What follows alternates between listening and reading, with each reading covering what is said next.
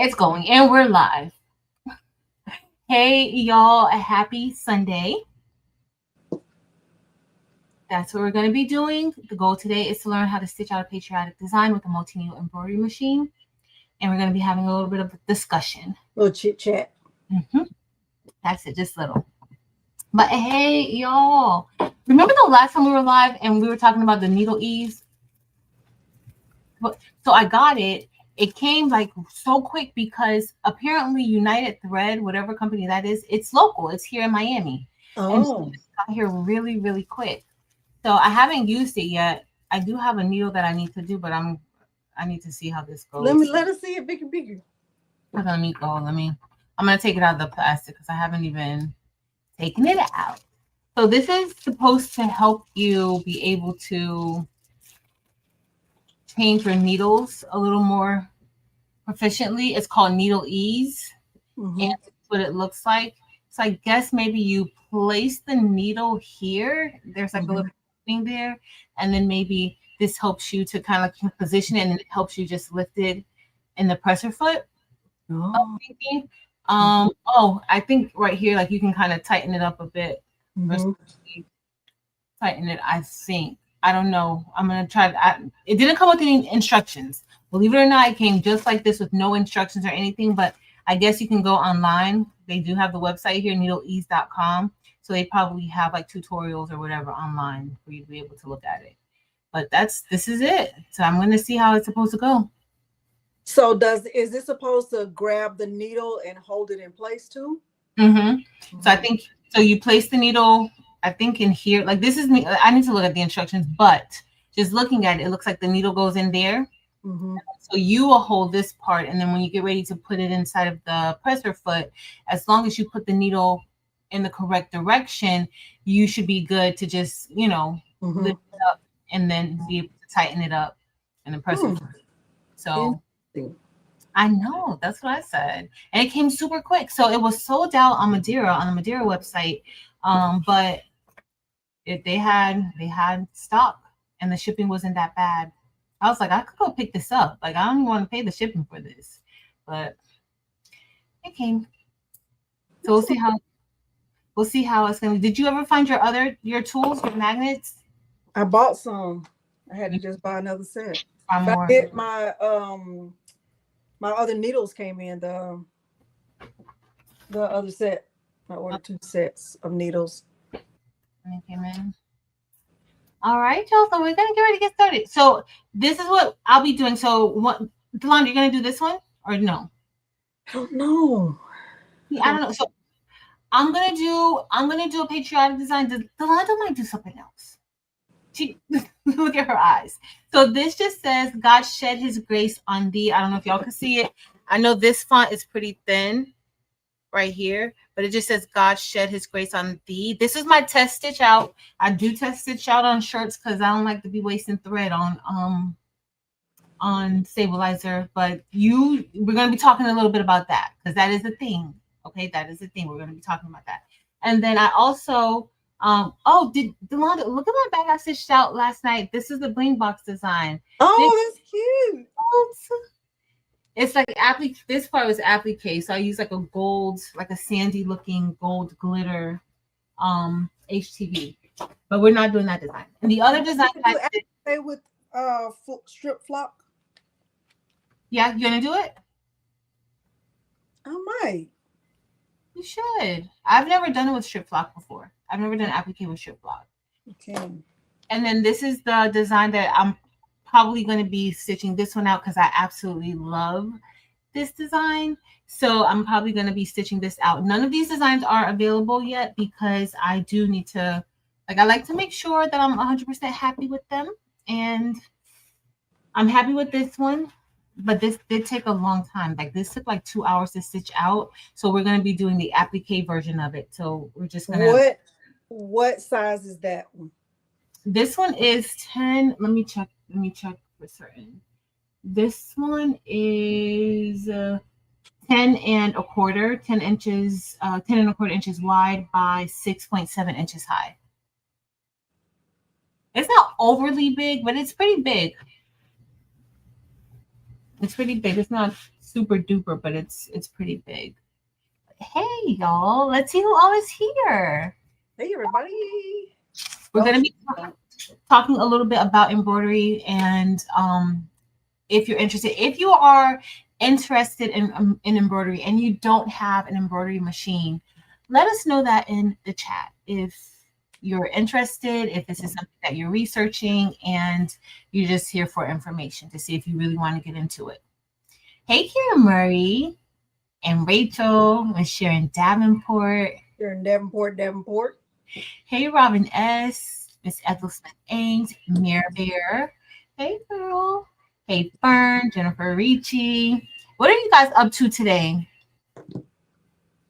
I've been in my teacher on vacay mode. Hey, Nomi. All right, y'all. I'm gonna scroll down because I need to get this on the machine as quickly as possible. And Tanya and everybody, let me see if anybody said that they are new to embroidery. And if you guys don't know, this is so good. Delonda and I, we do so good every single week, or mostly every single week. Last week was our first week. I think that we did not do anything, but generally we do so good every week. It's either over on this channel or on Delonda's channel, Crafting with Delonda. A link is listed below in the description if you are not familiar with Delonda. But honestly, I don't know how you could be on my channel and not be familiar with Delonda. But There are plenty of people. I don't know how. But if this is your first time, welcome. Welcome, welcome, welcome. Craft Therapy, you added with Nicole to your name. Hey, Angel Boo. I thought it was just Craft Therapy. Hey, y'all. All right, y'all, I'm just scrolling down. Okay. Thank you, Mira Bear. Thank you. Thank you, Sharon Davenport. Yes, please remember to give this video a thumbs up. Hey, Shanti Shanae. Okay, so London Kim says she's interested in getting an embroidery machine. Well, we're going to be talking a little bit about that. I got notes. So we're going to be talking a little bit about that, about getting into it. If you are already into embroidery, let us know how long you've been into embroidery. And if possible, why did you get into embroidery? Like, what made you either want to do it, get into it? Are you just a hobbyist, or is this your business? Hey, Vera. Let's see. Okay, so Tamara said that she does not have an embroidery machine, but she's considering it, depending on how complicated it is. At first, it can be a little intimidating. The machines. No, and honestly, I think no matter how big or small the machine is, it can be intimidating. We'll talk about that.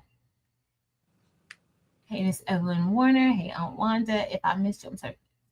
Back. Nice, Marlise. Enjoy the concert. So Sonia, she's going to be going to she's headed to a Juneteenth weekend concert today with her sister. Oh, I bet that's going to be good. They're going to be dancing. Do you have a fan? Do you have your fan with you? Let us know. I got Miles finishing. He did 5 of them so far for the book club. Nice. When is book club? Next week? Second weekend in July.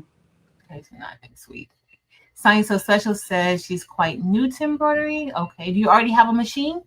Or you just like you're new as far as like looking into it, learning about it? No worries, Mary. See you later. Okay, Sonia, so you have a machine, just find your way around the machine. What kind of machine? Yeah, which one do you have?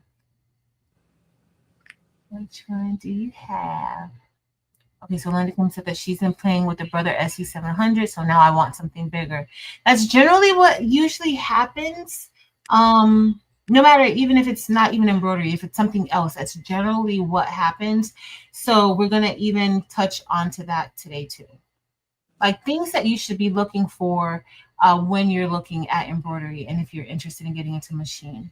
Or at least that she didn't make a fan. Girl, she didn't? No, she said she considered it, but it was last minute. Oh. Okay. Daisy has been embroidering for 20 years, but as a hobbyist. That's Daisy B. Mm-hmm. For 20 years. Manita Jones said that she's a hobbyist. Radiant Rose said that she recently upgraded to the pool in '06. Nice. Miss Sharon Davenport says she's been doing embroidery for over 20 years. Come on, 20-year vet. Come on. She wanted to up her baby blanket game in her business. Nice. And I said she's a hobbyist, mainly making quilts. She's a quilter. And okay. Keep it coming, y'all. Let us know why did you get into embroidery? I got into embroidery because I thought I wanted to make left chest logos for like for shirts, for polos and things like that. I thought that's what I really wanted to do, to make left chest logos. But I ended up wanting it for so much more. So I got the Brother SE600, and that's a 4x4 embroidery machine. And like a lot of you guys, I was scared to take it out of the box. And it sat in the box for a few months because I was like, well, I don't even know where to start, right? Well, eventually somebody asked me to do a left chest logo for them. And I was like, I don't know what I'm doing. So guess what I did? I did it anyway, like we do. We do it. So I got the file digitized because I had no idea about digitizing, but I didn't know that with embroidery, you need to have your files digitized because I did so much research prior to purchasing the machine. And then after getting the machine, I did so much research so that I would know how to use it. So I got it digitized and I made the left chest logo. Well, it looked good. Everything worked out great. But then maybe immediately I wanted more. Like that was not enough for me. So that's something that we're going to be talking about today, like what you should be thinking of. Your purchase is going to be for today, but you want it also to be for your future. So you want it to go for your future needs as well, right? So those are things that you should think about. We don't want you to be impulse buying anything. Everything that you purchase, you should definitely think it through and make sure that it aligns with whatever your goals are. Okay, I'm gonna get ready to get the file started. I'm using a USB to put my file onto, I think I saved it on here already, onto the machine. But you can send with the machines that we have, you can send it wirelessly. So today, Delonda and I will be using a Ricoma Marquee 2001 embroidery machine. That is a multi-needle embroidery machine, meaning that it has multiple presser feet. Like it's 20, okay, 20 needles on this machine. So you can stitch out multiple colors, without having to change your thread. So that's basically what that means. But we'll talk a little bit more about that. Delonda, do you have? Oh, Tanya, you've been embroidering for 30 years as a Come on, 30-year vet. I do. Okay, you've been in the game, girl. Fierce embroidery is so exhilarating and rewarding when you get it right. She's a hobbyist, and now she's interested in digitizing. And she has her first design developing in Brilliance. Awesome. Who is that? Awesome. Vera. And then Lucy said she got her single needle in 2011, but it's been in storage for years. I'm fascinated with y'all's patches and finally dug mine back out. Yes. I wore my jacket to church today. You did? But it made me feel like I need to redo it. Why? Because I want to just do it differently. You have a different vision now for it. Yeah. That's fine. Do you not like it anymore? I don't like it. I feel like I thought about doing that today. Just like do some patches for it. Yeah. You should. Yeah. Yes. Peter said you look cute. I'm like, well, thank you, husband. What did you wear it with? What did you wear? Well, actually, I didn't wear it to church. I was cold, and so that was the only jacket that I had. And I just put it on, on top of what I had. Okay. Well, that's nice. Okay, so see, but Craft Therapy said that she started out wanting to do patches, and now she wants to do all the things. That's how it goes. Patricia said, I originally got into embroidery after watching Eve and you ladies, and because I want to do baby things. Okay. I wanted to make extra money. Evelyn Warner said she wanted to make extra money to pay for the machine she bought, paid it off in a year and a half. That is awesome. That is awesome. That's awesome turnaround. Very good. Very good turnaround. So Dr. Blaine Custom Creations added it into because she wanted to add embroidery to her business. Hey Elba. He is literally sitting on my feet. Oh.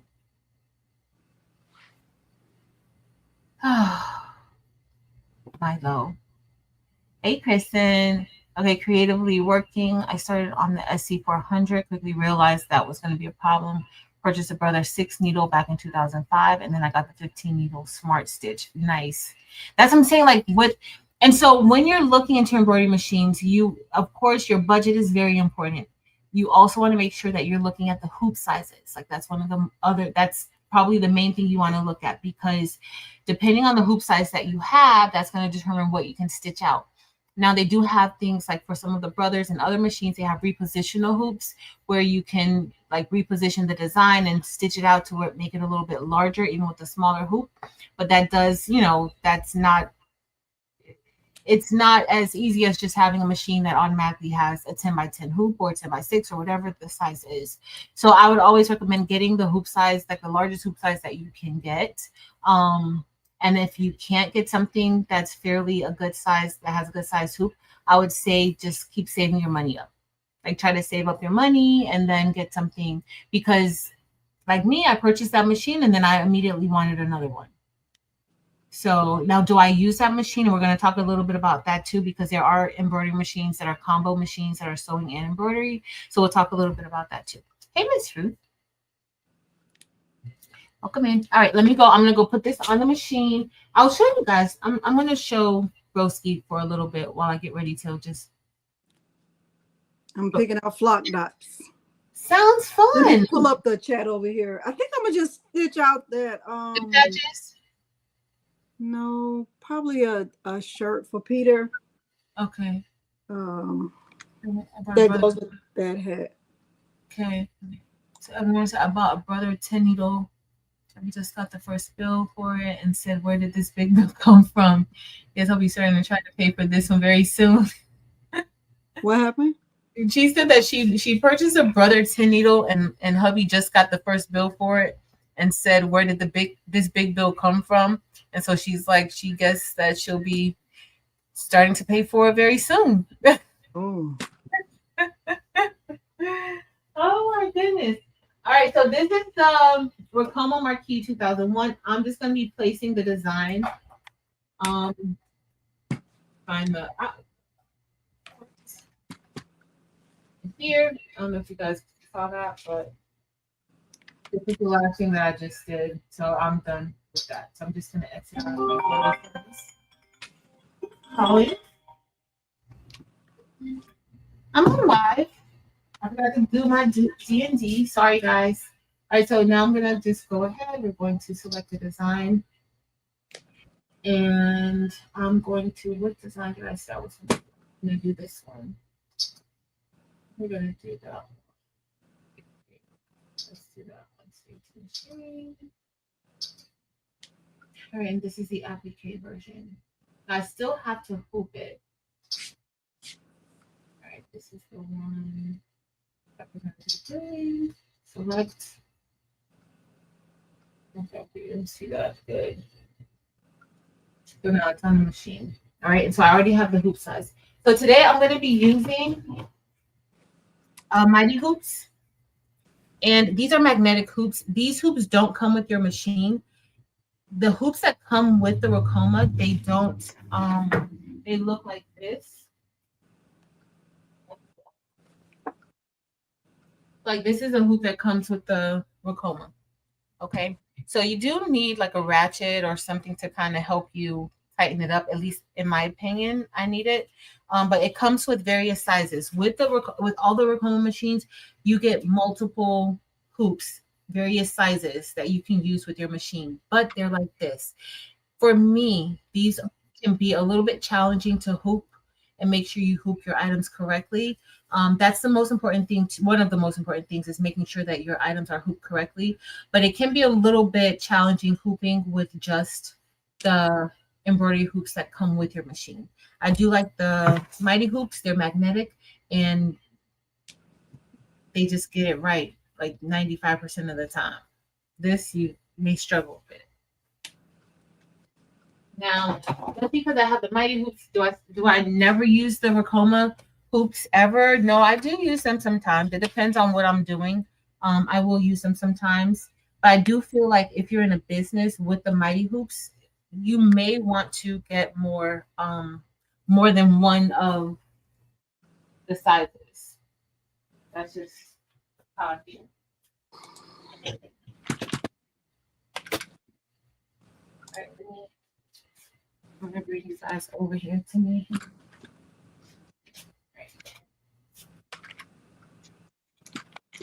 So this is the Mighty hoop station. This is the hooping station. And I'm gonna place, oh, I already did it. So this is the bottom half. This hoop is two parts. So that's the bottom half and this is the top. And I'm just gonna place a piece of cutaway stabilizer on the top. I'm gonna be making a bag, kind of like the one that I did. And I think I'm gonna give one of them away. I'm making this one. So I'm just gonna place this here. See about how much I need. I do have pre-cut sheets. I don't know what they are right now, but I do have pre-cut sheets too.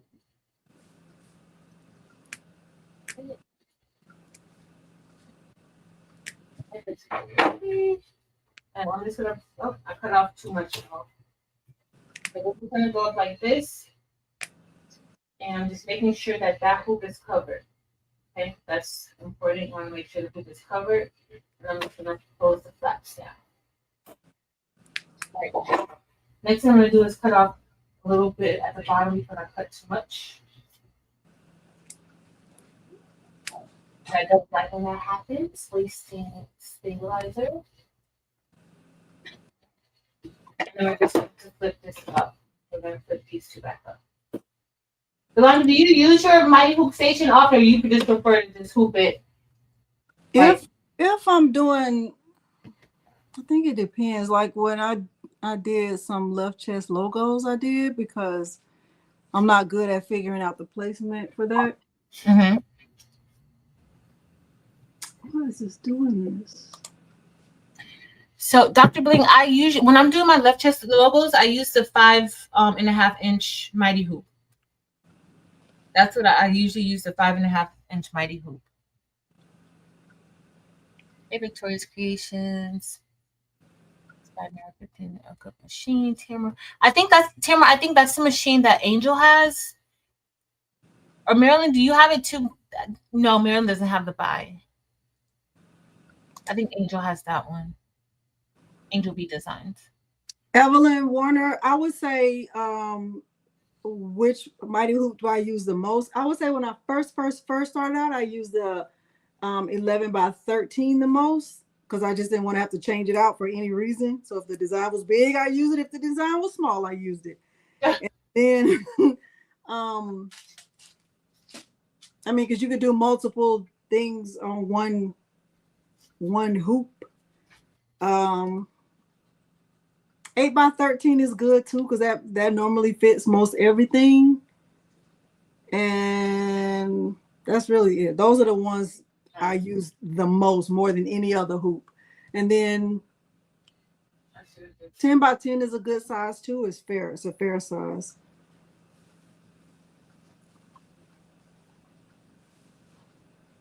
So I forgot I was doing this bag. Let me get my shirt because I don't feel like putting this around or getting the face in one. Hey, T. Thompson. I did tell myself to look back though. I think having those other hoops is just a luxury, like the sleeve hoops and the, like how many sleeves are you gonna be doing? Yeah. You know. Of the different sizes. I think the 5.5 one though, that's the one I use for the left chest logos. That one comes in handy a lot. Yeah. I don't really want to do this shirt. I forgot I was doing the so this is the bottom of the hoop. And of course, if I put this on here like this, I need the freestanding one, the freestyle one. If I put it like this, I'm not gonna be able to put it to hoop it. So that's my homework. Out. I do want What Cunning Creation? Do you have it all set up? Cunning Creation said they purchased a Ricoma 10 needle in March of this year and haven't turned it on yet. Feeling very intimidated. Oh, it is. I was gonna see if I could put it, but I can't even put it backwards. I have to flip it around. I don't want to do that, y'all. We're not gonna do that. We're just gonna hoop it on the table. What? Huh? What happened? No, because so I forgot that I'm doing the bag. You know, you can't hoop it because the bottom of the bag. And so, yeah, I'm just hooping it on the table. That's it. So why hasn't she turned it on yet? I don't know. Oh, she's feeling intimidated by the machine. Don't be intimidated by the machine. Do not. Listen, you don't spend all that money to have it just sitting there collecting dust.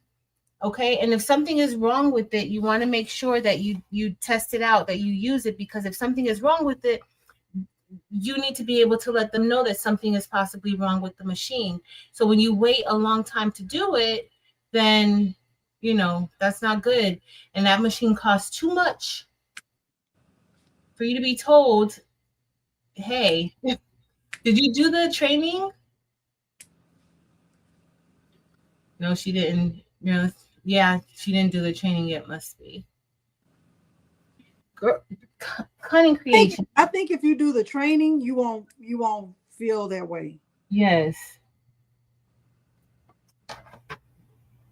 Definitely do the training. Because if you don't, that also voids your warranty. So make sure that you do your training. But I think she has to watch the training videos too. The good thing with those videos is that they stay up. So after you've watched it, after you've gone through the training with the techs, you'll still be able to go back online and get that same information, which is helpful. Yeah. Hate them, see them. Okay. Yes. Go onto the site, onto the customer portal, and schedule the training. But wait, have you gone through the training? So you didn't go through the training videos, but you took it, you unboxed it and put it on the stand. But you didn't go through the training videos yet, so you don't have it. There's thread in there, but it's probably not really threaded though.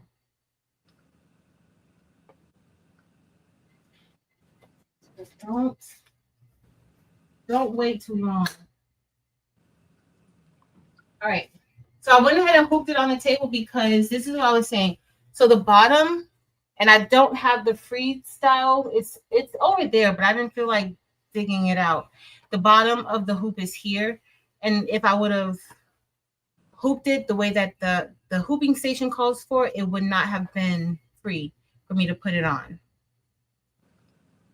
It's how it came. Oh, it's not on the stand. You have the stand to get. Cunning Creations. What is going on? Girl. When you come back here next week, come back next week and let us know that it's unboxed. At least do the video trainings first. The video training isn't going to tell you to do anything to. Did the video training have you remove the? Yeah, it has to remove the hat hoop, right? Yeah. Because it comes with a hat hoop on it. Yeah. It came with thread on it. It came threaded. It should have come with thread on it. I'm going to put in another red thread to show her this. I watched a video on threading a single needle, and I was like, I don't think I could do it. Why?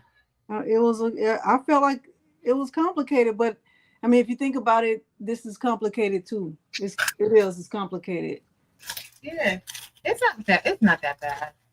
It's easy doing a thing, well, especially my little brother. It's easy to thread that one. It's not hard.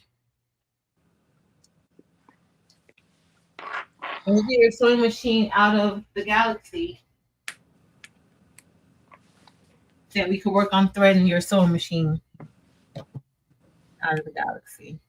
Do you think it ever will come from out of the galaxy? Mm-mm. No desire to learn that at all. But you know what would be a good idea? Mm. Use your galaxy sewing machine to maybe stitch on your patches. No. That would be a good idea. I can never get this right. How to cut it. So I'm gonna show Cunning Creations. If you're threading it, like let's say if you, because I think MT 15,000 at the school, I had to thread it. She said it's threaded. It's fully threaded. Wait. No, it's threaded, but isn't it like all those things are like tied together in the back or something like that? No, the thread is not on top of there. It's not threaded. So what happens is that remember they put the thread through the path of the like the machine to go to the needle, but you had to put the spools of thread, because the spools of thread come in a box, and then you have to put that on there on the top. It looks like it's threaded, but it's not. It's not really threaded to anything. Like they cut it. Because didn't you have to thread the 2001? I think I don't remember. The thread is through there, but I'm gonna show her how to put. We're gonna change this thread. It's not. See, Lakeisha said it's not threaded. She has to put her colors on there. Yes, thanks, Lakeisha. You tie on your thread and pull it through, but do the first training. Yes, do the first training. Yes. Hey, Meredith. Yes. I might move my camera over to show Meredith something about this file. So that's what I was doing today. Okay. I thought I had my step stool in here. Okay, hold on. Let me get my step stool.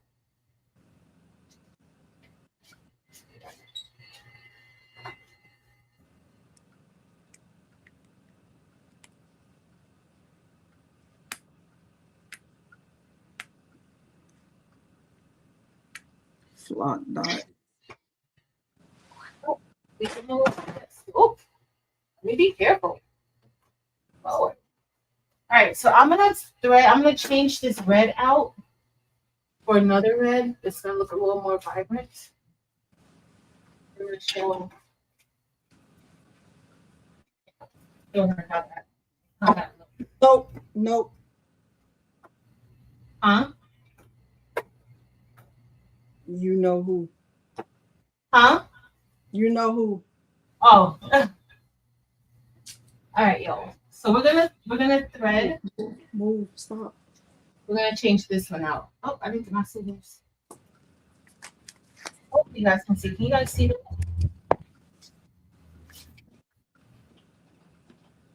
I think y'all can see good. Hopefully you can. All right, so we're gonna change this out. I'm gonna change this one right here.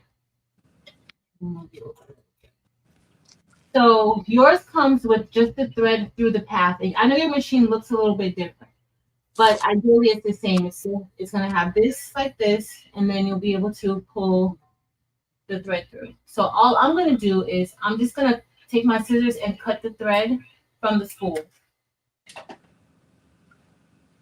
And I'm gonna take that one off. Then I'm gonna grab this thread, and I already have a loose piece right here. And I'm place it right here on top where that one is. Then I'm gonna take the beginning of this thread. You want to make that bigger? You see? Okay, hold on. Let me come over.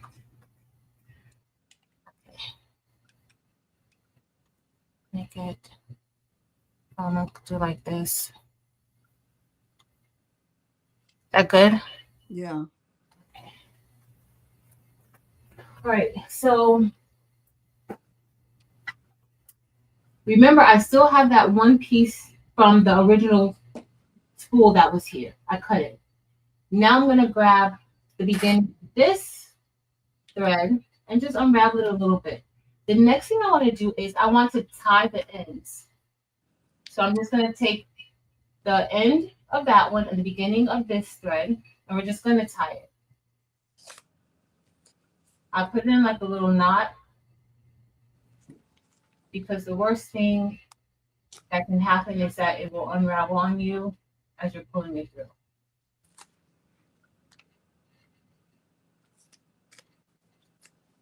All right, so it's in a knot.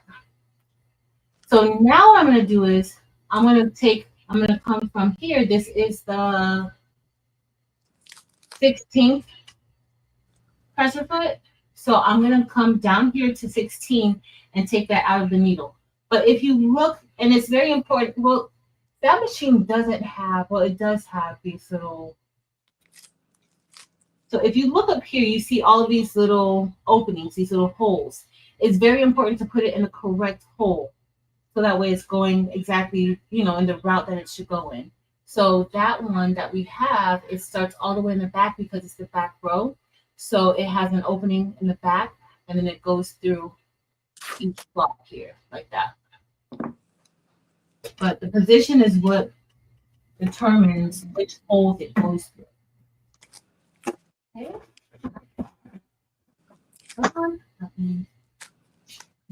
So then the next thing I'm going to do is, all right, so the next thing I'm going to do is I'm going to go here to 16 because that was the needle that we changed. And then I'm just going to pull this through. So I pulled it out of that needle. I'm just going to pull it through. And I don't know if you see like all of the, yeah, you see how this is turning? So it's just pulling everything through. And it starts from that top position that I showed you. That's where it's all coming from. And so I'm just going to pull it until I keep seeing. So now I see that knot that we made. And then it's just going to keep going through. So now we have it threaded. So it went through all of the parts. Okay. So now I'm going to cut this bottom part off where the knot was, because of course I don't need that knot. But the one important thing that you have to know, like it needs to be like the thread path needs to be correct. So if I know that I've been having a problem with pressure foot number 16, I might just go ahead and just change it out the correct way, like the way, I'll grab my little threader and take all of this off and then put it through manually like that, as opposed to doing it this way, especially if I know that I've been having problems with that pressure foot. And then we're just going to thread it. I'm actually going to use this thread. And then just going to put that through. Okay, and I have it threaded. You can do that cutting creations with all of your threads. Like you can do that with all of your, as long as you don't lose it. As long as, that knot doesn't become entangled or it comes loose, then you'll be able to do it. Right. Let's come back over here. And then we're going to change this. I need to select the colors. I'm going to go to select color. And then we're going to select the color. So the first color is going to be, this is the placement stitch for the middle part of that applique. So I'm just going to do what colors did I say I wanted this to be? We're going to do this maybe like silver. So I'm still going to do the color in white. So I'm going to go 2. And then, no, do I want 2 though? I'm going to change that. We're going to change it to black. I'm going to do black for there. And then that next stitch we're going to do 2. And then for the final stitch, I'm going to go back to 2 again. And then the next thing I'm going to stitch out is going to be the top and the bottom. You see how the machine, it shows you what's next. Whatever is blinking here, that's what's next. And you have a little picture there. So I'm going to change that to 1. That's going to be black.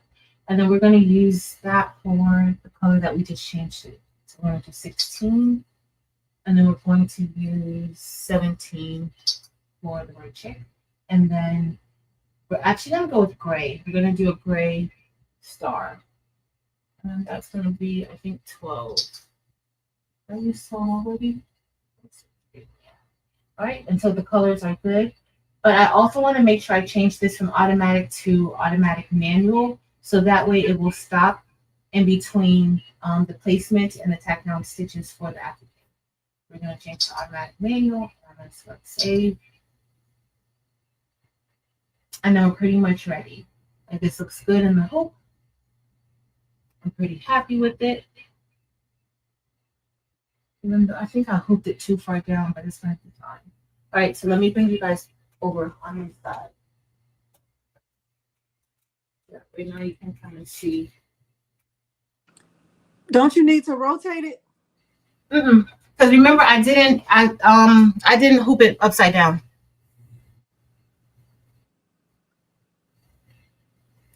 See, the bottom is here. See, this is the bottom. Hold on. See the bottom? Oh, Yeah, I didn't hoop it upside down. I hooped it the right. That's why I ended up taking it off of the hooping station. Mm-hmm. Right. What kind of stabilizer did you use? I used cutaway. Cutaway stabilizer. All right, I was looking for my little chopstick. I can't. Let me put it over here. So we're gonna trace it. This is another important part in making sure that you get your design right. Or get the stitch out correct. Our little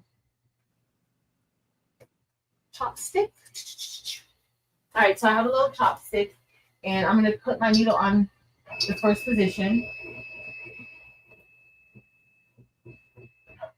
And this is our center point right here. I'm going to do a trace. And with this machine, I have to enter into embroidery mode. And I know that's kind of standard for all the machines, like you have to enter into the embroidery mode in order to get started. So the next thing I'm going to do is I'm going to trace it. And I'm just going to click trace design. And this is just going to trace where the design is going to go.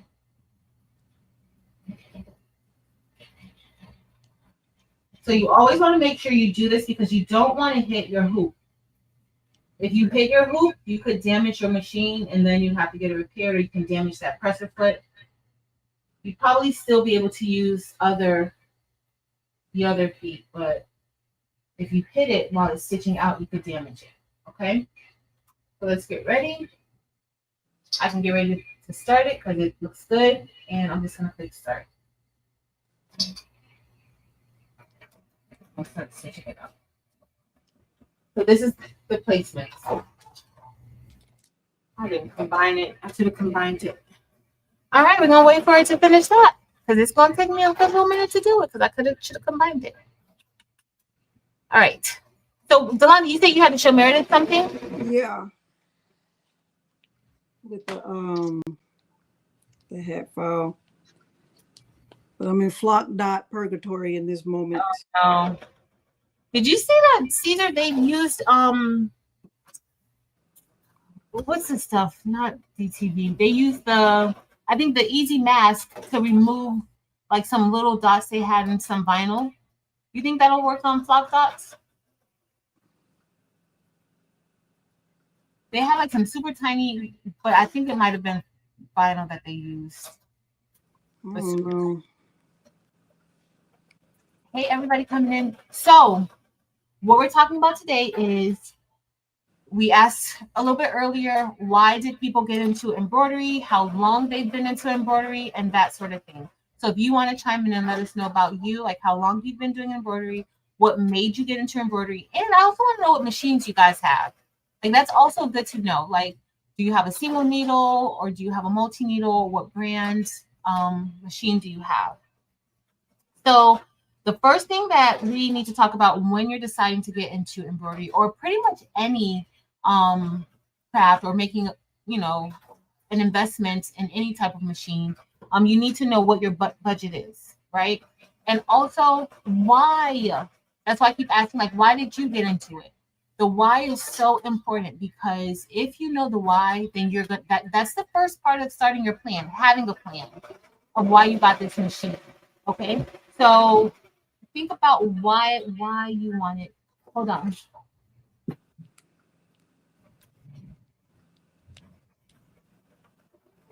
Think about why you want it, and it has to be more than just because you saw us with an embroidery machine. Why do you really want it? Do you want it to make things? Do you want it just to make your family things? Do you want it to start a business, maybe a side business, right? Maybe you're looking to increase your income, right? You could do something part-time. Why do you want to get an embroidery machine, get into the embroidery business? Okay. The next thing, of course, is your budget. What is your budget? Think about how much you want to spend. You don't want to overdo it, and then you're worried about your life. What happened, Delonta? I was waving. Oh, I don't know why I hear myself.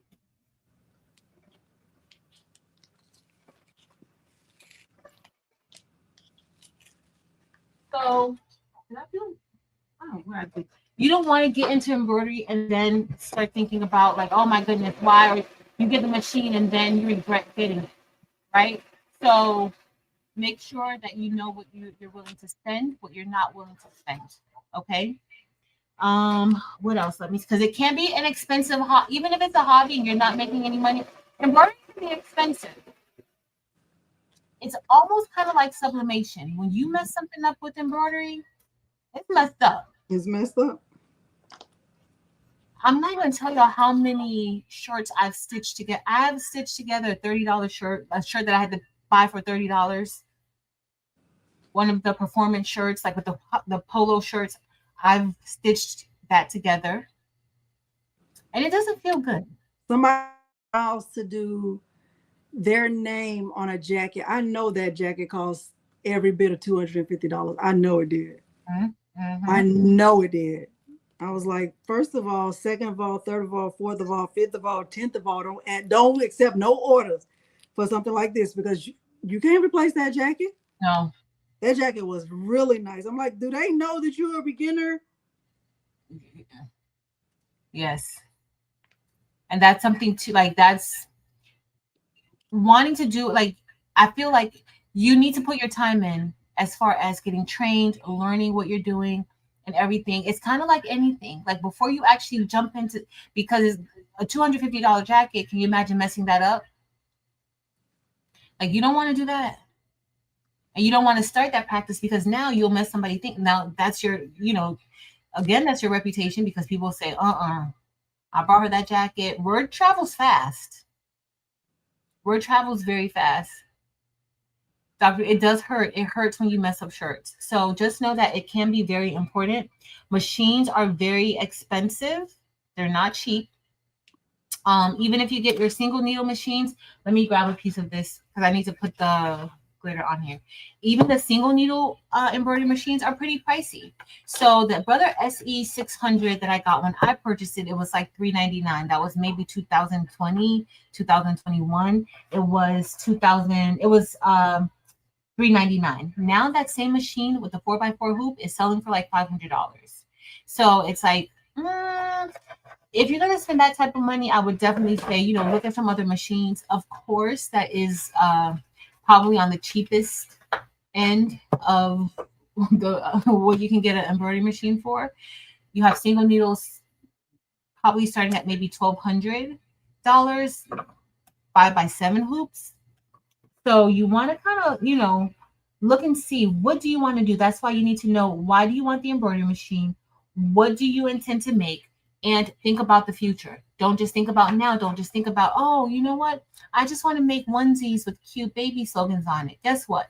You're going to be making a onesie for the little baby. Then the mom may say, hey, can you make us the mini me type of outfit? I want it to say this and that. But then you got that 4x4 and you can't make that shirt for the mom because you only thought that you wanted to make baby things. And then you're like, you know, that is a good idea, you know, especially if you're looking to make money. So know why you're getting it, why you want it. I would say don't rush to buy one. It's almost like because all the money you spend on a single needle, like because you just in a rush to get started, you use that money towards a bigger machine with a bigger embroidery area. And it's like buying a pair of Jordans for a toddler. Like they're gonna outgrow them, and then what you gonna do with the Jordans? Really fast. Like that. Well, hey, but some of y'all do that. Y'all might do that. No shade. That's your thing. Does your money, whatever. But my kids, no. Yeah. They didn't have, my toddlers didn't have Jordans. Okay. I think Miles got his first pair of Jordans when his feet stopped growing, and he's at a 12 and a half. Mm-mm. I think that's something that we can possibly even do like a something like that too. Just saying, you know, in general, I like to get the supplies myself. I don't like for anybody to give me anything, um, especially if like how I got that shirt for that I stitched together. That was a shirt that I purchased. Like they told me what they wanted, showed me exactly what they wanted. I was able to find it. I purchased those shirts. I messed it up. I knew exactly where to get it from because of course I had to replace it, right? So I knew exactly where to get it from. So that's what I would always recommend making sure you are the person who supplies the items because don't bring me and people like to bring one of a kind things. Don't bring me anything one of a kind. And then they want a discount because they brought it to you. Yes, no discount. No, that's actually more pressure. Yeah. I don't know where you got that shirt from in 1932. Yeah. No, I'm good. No, we're gonna use this good old gilding right here for $2.50. No, we're good. No. Monique said that she got into embroidery because she wants to do patches. She has a single needle, Joanne's Jade Designer 35. I did training and learned. Now I forgot how to start again. I did the mama sweatshirt last year. Nice. But you can, how did you forget how to start? Just let's go for it. Just go for it. Take it out. I saw somebody else up. They had it since 2011. They took it out. Now they're gonna get back started with embroidery. Oh, good idea, Barb. Good idea. So Barb said if you can go to a sewing machine outlet and test out the machines. Check them out, get a little familiar with it because they can be intimidating. They can't like I'm not gonna lie. Like when I took this one, I wasn't really intimidated by it, but the EM1010, when I first got that machine, I was very intimidated by the machine. Coming from, I was already intimidated by the SC600, and then going to the EM1010, I was intimidated by that too. Like it's just a lot. It's different. So I think that's a great idea. I know Ricoma, if you're in South Florida, sometimes they'll have like their open houses where you can go in, look at the machines, ask questions, and thread, do different things, like be a little more hands-on. They did offer that when Bree was here. I don't know if they're really doing it now. I gotta check and see. But it was really good because there were a lot of people who would come through. Look, creatively working. Somebody asked me to Delonda, can you do a jacket back? Girl, I can't even do a jacket front. What you talking about? Oh, I cannot. Okay, so that's gonna be a no. I don't. You just asking for it. Like, why would I even put myself in that predicament? I'm not. Yeah.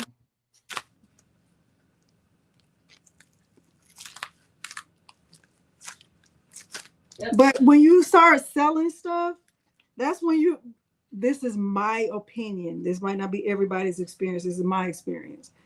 When you start selling stuff and there's an exchange of money, That's when the problems start. Because when you're doing something just out of the kindness of your heart and it's a gift, it's perfect. But when it's money involved, it's like, oh my gosh, what do you mean I forgot the mirror and I pressed it? Like what? Because then it's just pressure. Because it's not a hobby. It's a job at that point when there's an exchange of money. Yeah. Job. Yeah. And people's expectations are a lot different when they're paying their money. Their expectations are a lot different. Yeah, then they do want it perfect because they paid for it. Mm-hmm. Another thing too, as far as that budget is concerned, when you're getting your machines, you need to take into consideration everything that you're going to need with your embroidery machine. Okay? Embroidery machines don't just pop out magic projects, magic items. You need thread, you need stabilizer, you need so many different things. That's why what Kristen just said, research, research, research. You need to make sure that you're researching even prior to getting an embroidery machine. Even if you're already doing embroidery now, even if you're going to plan to get another machine, do like Barb said, go check out an outlet, go to the store, go to see if you can get hands on, see what it looks like, right? Research, even if you already have experience with embroidery. Okay, so you need to know you're going to need also software and designing. So for those of you who are very new and you're interested in embroidery, just know that your designs are going to look different from what you make with your Cricuts or your Romeos and things like that. You need to get your designs digitized.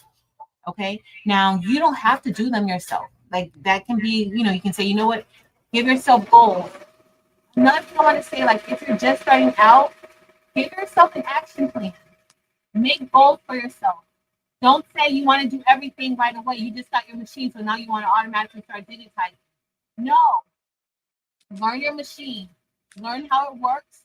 You can also get other people's files and see how how their files look, so that you can kind of get an idea of how it should work. But you can also there's companies that will digitize for you. Okay? There's Fiverr. I know people using digitizing. There's a lot of services out there for you to be able to have your files digitized, and then you can look into the software. You're also going to be paying a nice amount for software too. Okay, software isn't free. So you're going to be paying a nice amount for digitizing software. Now, I do recommend if you don't have a plan on digitizing your own files, I would recommend having some software, some type of embroidery digitizing software, so that at least you can like look at your files. If you might need to fix something in the file that you get, I do recommend at least having something that you can use. Okay. Um, let's see. So we've already talked about the machines a little bit. We've talked about multi-needle machines. We've talked about single needle machines. Like that's what we're mainly going to be talking about. When you start getting into like multi-head machines, that's when like maybe you're going to be expanding your business. You want to, stitch out multiple of the same things at once. That's when you get a multi-head. That means you see that one head right there, then you may have two, three, four, five. There's some machines that have a lot of heads and it stitches out. You can put 20 shirts on it and it's gonna stitch everything out at the same time. Okay. But today we're just worried about pink needle and multi. Now, when you're looking at machines like this, you have to consider your space, right? Like how much space do you have? Will a machine like this be able to fit? So maybe you want to look at a single needle machine, but you want to make sure that single needle machine can stitch, 10 by 6 or 12 by 6. I think Miss Merlinda has a single needle machine, and her largest hoop might be like a 12 by 8, I think. So I think that's a still pretty large hoop, because with the Brother EM1010, I think that's like the largest hoop size that comes with that particular machine. So you have like your 8 inches. It doesn't get too like the 11 by 13 mighty hoop can't fit onto the EM1010. Okay. Hold on. Let's see. Did I miss something? Let me see what I missed.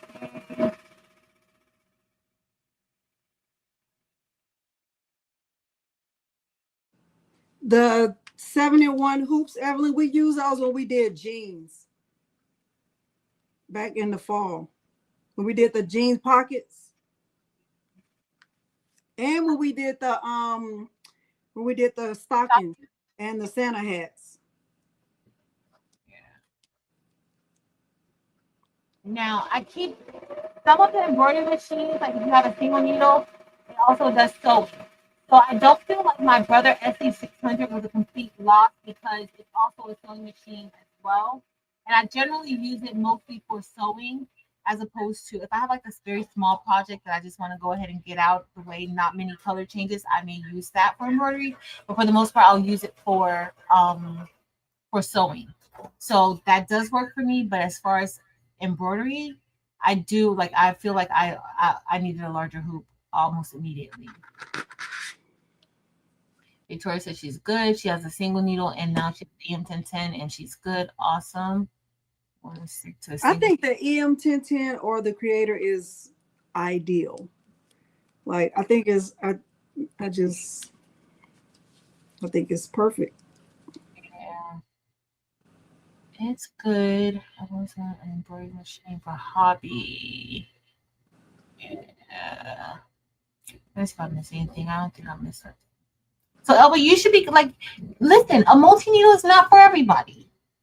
A single needle, that might be for, especially like if you're like, I'm a hobbyist, I don't really want to get too much. It's fine, but even if you're going to get a single needle, look for one that has a larger hoop size. Because the one thing that I wanted to do kind of very early on was make sweatshirts. And when I got that SE600, my mindset in 2020 really was not thinking about wanting to do sweatshirts. Like I was not even thinking of the hoop and the size. I was so new to embroidery that I didn't even realize hoops and this or like I really didn't even realize that when I got it. Like, okay, well, you need to get a larger hoop size if you want to do something more. I'm telling y'all, I was only thinking of doing a patch. I was only thinking of doing left chest logos. That's all. I wasn't thinking of anything else. I was like, you know what? That 4x4 is perfect for left chest logos, but it's not perfect for much of anything else. Mary Brown. Okay, so you can place it if needed. Discuss, yes. Yes. People do think that you can, when you have machines like this, people think that you can.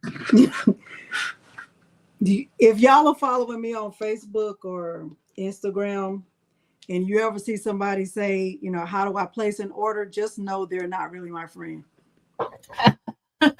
Just know that, okay? Because anything that I make is normally a gift or to just teach how to do the thing, but it's never, I'm making this so I can sell it. Just know that. So whenever if you see somebody say, oh, I'm going to be, I'm going to need this, whatever, or how do I, those are not my friends in real life. Because my friends in real life know that about me already. In custom creations, yes, I do feel like, so just know for Mighty Hoop, that's also, you may want to consider that in your budget, in your overall budget. I would recommend that is something that I would definitely include in my budget just because of the ease of use with the Mighty Hoops as opposed to just regular hoops. So I totally agree with that. So just know the difference between the machines. Multi-needle, single needle, or single needle combo. Okay? You can look at that. Of course, we've already said it, and I think we almost say this anytime we have these types of talks. The hoop size is crucial. The hoop size is crucial. We have said it several times already today. We'll probably say it again. But your hoop size is important. Okay?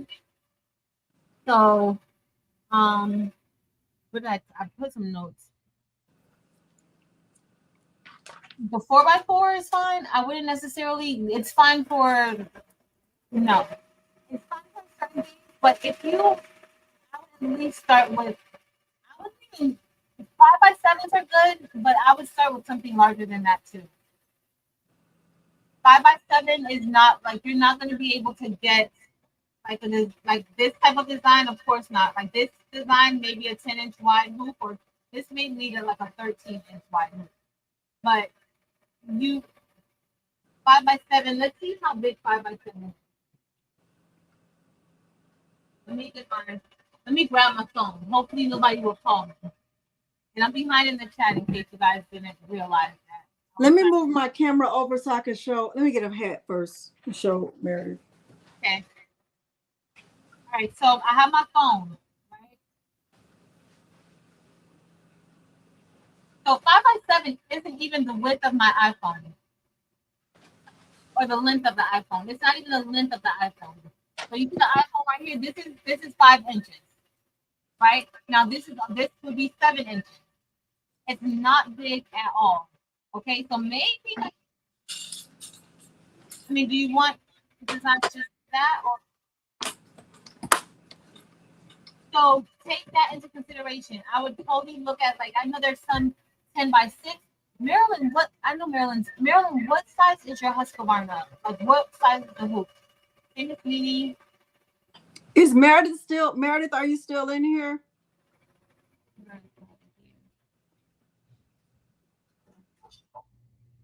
Yes. Oh, I was gonna show you guys the 7-in-1 hoop.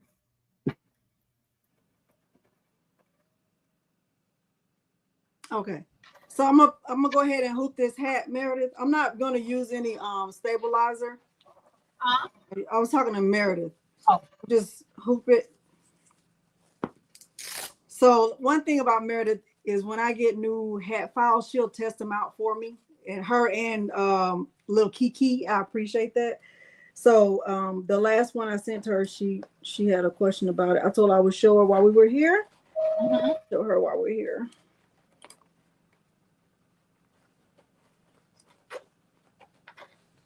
Okay, you have 15, the red line. So these are this is the 8-in-1 hoop. And they call it something else too. I forgot what else they call it. But it's just 8 different hoops, kind of look like this. And this is the main hoop. And is this something that I would invest in? Like, I would probably do it, especially if you're going to be doing odd type of shapes or items. You know, these work pretty well. Like, I can get this in a pocket. We can stitch out a pocket. Different things like that. You can also do a hat. I think we should do a hat with this one day. Like, you can. There's also the hat part that you can. Oh, to do the back. Yeah. Yeah, that would be good. Just something on the back. So you can do like a lot of shapes. Things that's hard to get to, right? So this is also something I would consider for my budget. But do you feel like you use that a lot? Huh? Do you feel like you use that a lot?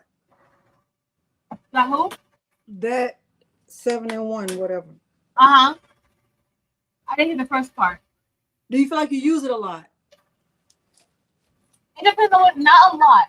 Not a lot. Like, I'm also, like big designs. Like, so most of my stuff is just for like sweatshirts. I love making sweatshirts. That's like my favorite. And then in the hoop projects, I'm not using those. So if you're doing like a pocket, you can do a sleeve with it. I think we used it when we made some sleeves too. You can do a sleeve. So sometimes, like these bags might have like a little pocket on it in the front. Like it'll have like the bag and have a little pocket. You can do something on the pocket with those. Move over here. I'm listening. When you're ready, you can do something like that with that. So that's why it's important to know why you're getting the machine, why you're going to be getting into embroidery, what you're going to be using these tools for, so you can plan accordingly. Because it can be overwhelming. The machine can be overwhelming, and as those prices start adding up, that can be overwhelming too. Okay, so the hoop size, we talked about the hoop size. I would say get as large as you can get. So we've made some. Hold on, I'm going to show you like a few pockets that we've made.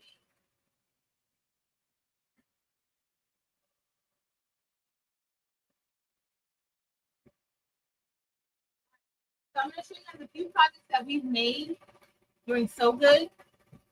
So you can see, like, why you might want a larger, 4x4 hoop. Some of these work well with 5x7, some don't. So let's say this mug rug. Marilyn might have made this for a 4x4. She might. No, I don't think this is. Let me test it out and see. She might have did this one for a 4x4. No, she didn't. It's not 4x4.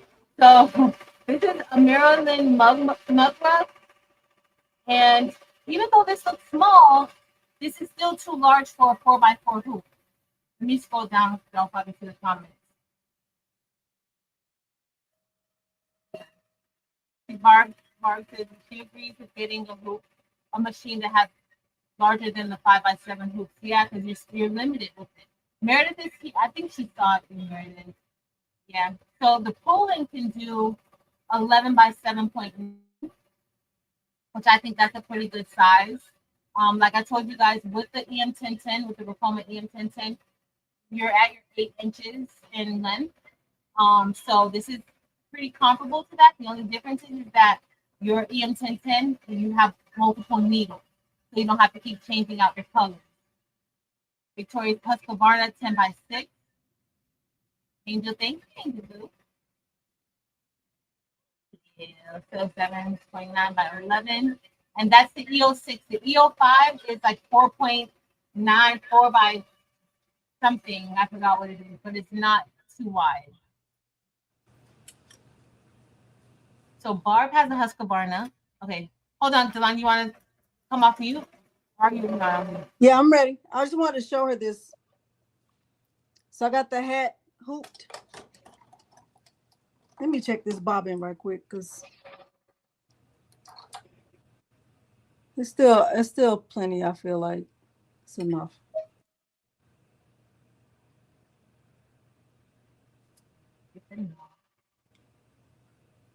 Well, I'm always worried about it. I'm always worried about it. You probably don't even need to be. But y'all look at Barb. Barb has the Husqvarna Viking Ruby Designer, and her largest hoop size is 14 and a quarter by 13 and 3/4. That's pretty big, and that's a single needle. So depending on your space, budget, and everything, I would look at different options. Barb, what's your favorite machine out of all the embroidery machines you have?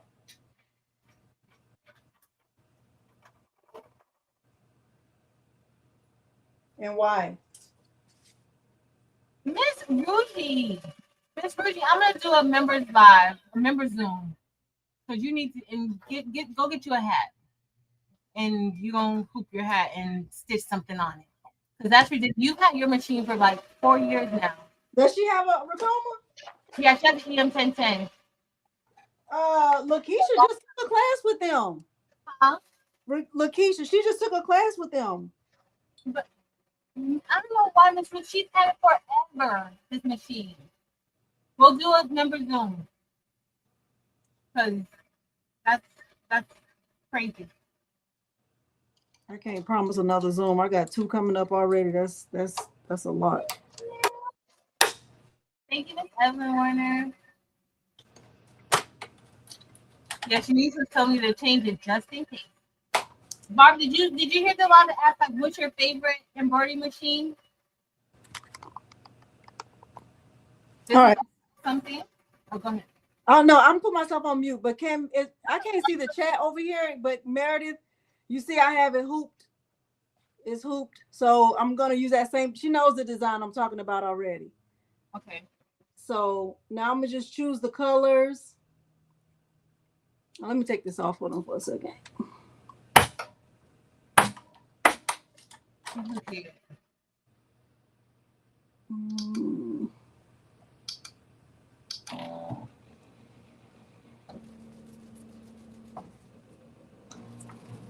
Ooh, dusty. I'll do Hold on, I'm just doing it. I'm gonna go take. I'm gonna gonna do number 4. So here I'm just gonna. I should be out, but I'm not. I'm just gonna kill this. I'm gonna do number 4 and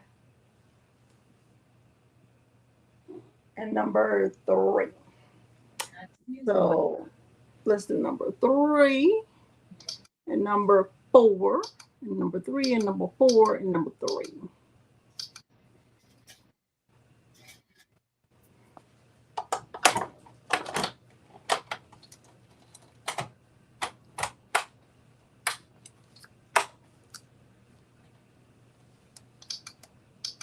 I know you can't see what I'm doing. Well, you probably can, but I'm going in the setup mode. So I'm gonna trace it.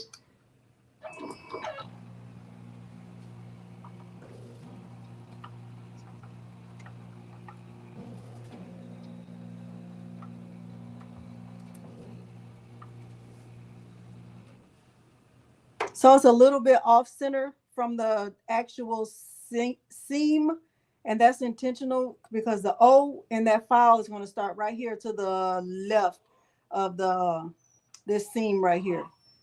But I don't want it to be this high up, so I am going to move it down just a little bit closer to the bill. And with the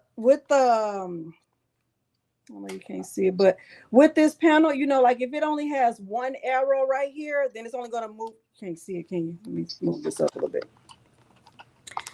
It only has one. When it only has one triangle in the middle right there, then it's only going to move in small increments. But if you have it on the faster mode, it's move more. I don't know if I'm explaining that good enough, but I have it on the small increments to move.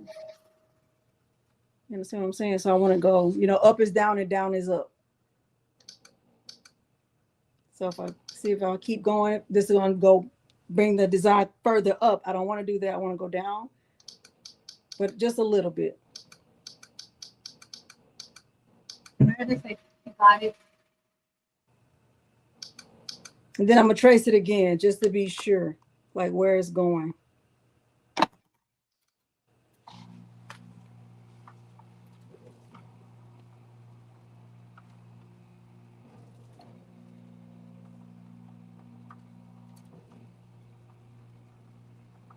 Now I'll do a trace design. See, it's still a little bit too high.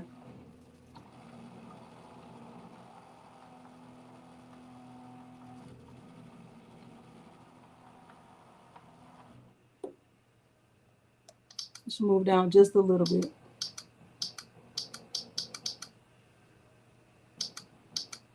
I'll trace it again.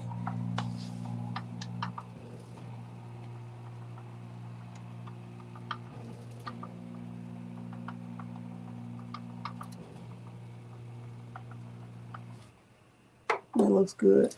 So it's not tight back here. I feel like I need to like tighten it with the clamps, but I really don't like to do that until I don't know, maybe I need to do it now.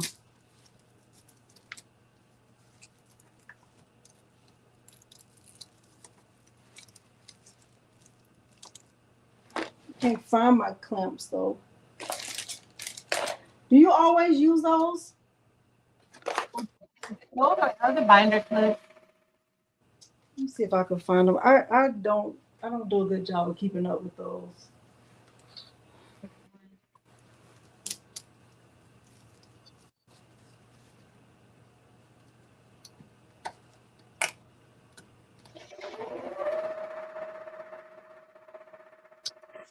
So you see, Meredith, can you see what I'm saying? It's like in the center, but a little bit off from the seam. Let me trace it one more time. I'm a over tracer.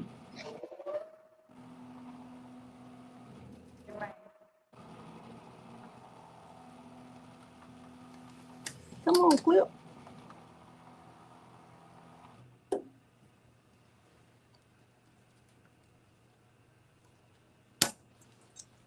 Maryland's yes. Hey, Brandy. Then I'm gonna press start.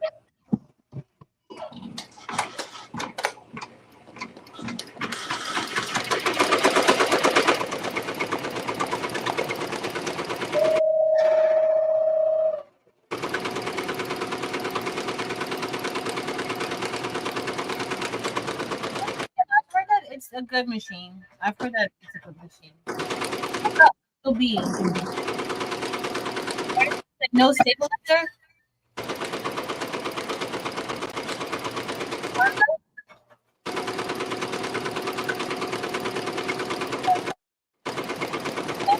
Let's see.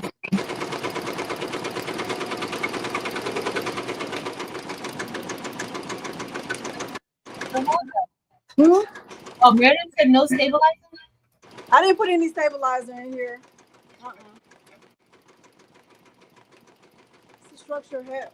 Ricoma said you don't even need it if the head is structured.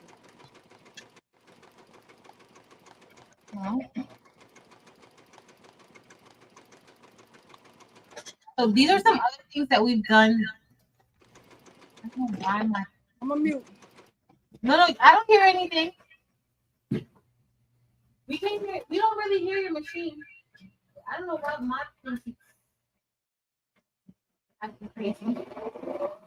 But these are other things that we've made, and stuff like this is too big for a 4x4. We made this. We made these bookmarks. This is a super easy project. We made these book pointers. This is the other one. I don't know why I did an orange one. I don't know what else do we know? And of course, we make a whole lot of patches.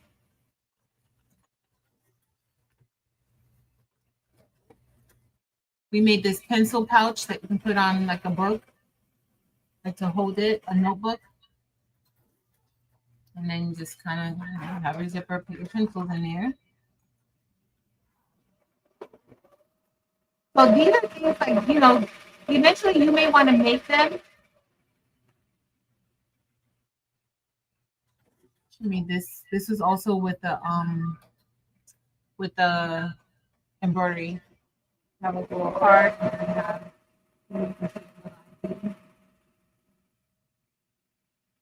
Of course, this is one of our favorites, the pocket pouch. This was done with a 4x4, but you can do a real large one. I picked the large one.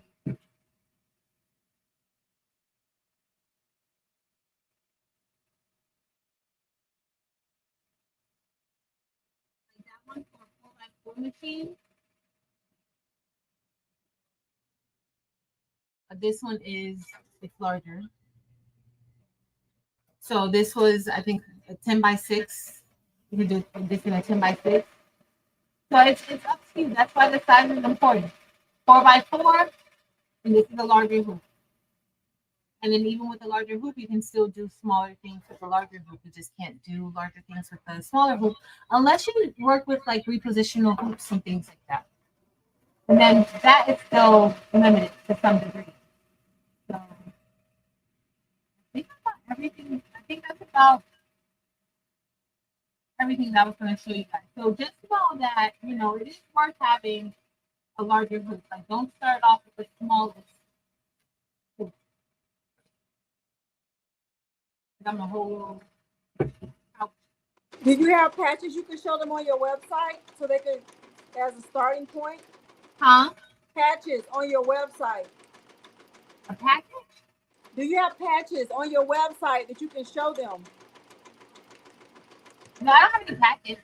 Patches on your website. Patches on my website? Oh, I think so. I'll pull it up. I think I have some patches on my website. I have a few, not a lot. I like the latest things that I did. I didn't put them on there. I got this. I didn't put them on there. I can show them. Yeah.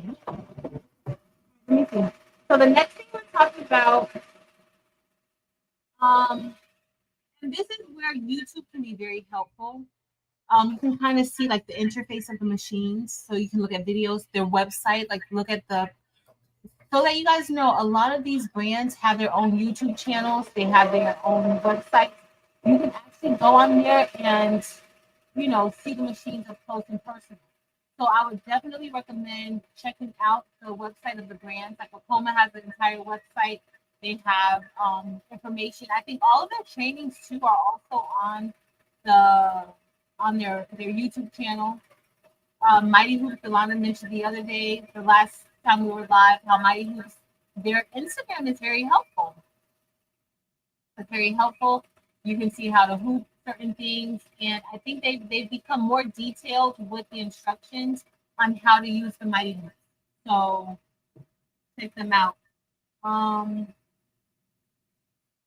Some machines have designs already inside, like some design machines have fonts. Even our machine, we can, like, while it's on the hoop, we can add to our files if we want to, like it's going to be stitched out. So see, look for that.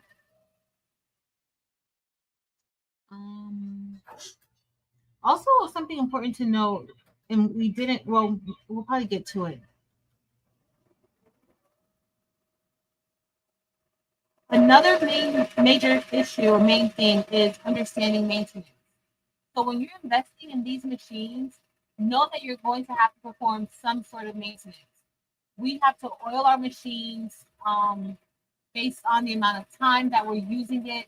And then there's different types of oil. So we have the embroidery machine oil, and then also lithium oil that we probably do like once a year or once or twice a year that needs to be applied on certain parts of the machine.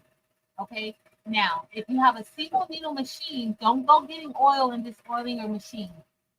Read your manual. Check and see, because the way I do maintenance on this machine is probably going to be a lot different for you if you have a single needle machine. Okay? So just know that some machines, they say don't put all that oil on it. Our machines won't work right if they're not oily. And they're not making everything else oily. One thing we don't talk about a lot, because we generally show the multi-needle. So but sometimes you guys will see it depending on how the files are done. But if you have a single needle machine and a multi-needle, the single needle machine, most single needle machines don't trim. Are there single needle machines that will trim so you don't have jump stitches? Because then that's also something, like with this machine, you don't have to worry about that unless the designer forgets to trim it. But you can fix that in software. That's why I say having software is important, so that you can fix certain things that sometimes us designers don't get right. Exactly. Are these colors familiar to you? Probably not. You hush. They're very familiar to me. In fact, West Fest is coming up. And I'm not going. I'll be right back. Your sponsor went downstairs. Okay. Thank you, Mayor Bear, for sharing. So Marilyn shared some of my embroidery files.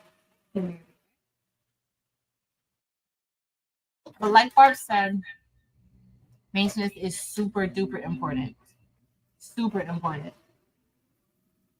Because if you're not performing the proper maintenance, it's like anything else that we have.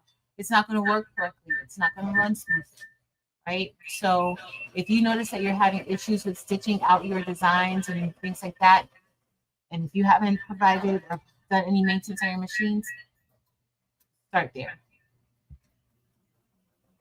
I'm going to ask her when she gets back to teaching. Yes, the software you will definitely get, even if you don't want to design anything, at least you'll be able to understand what to do, right? Oh, I don't know why the machine.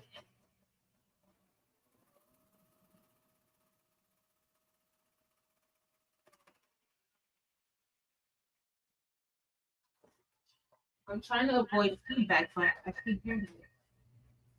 I don't know why.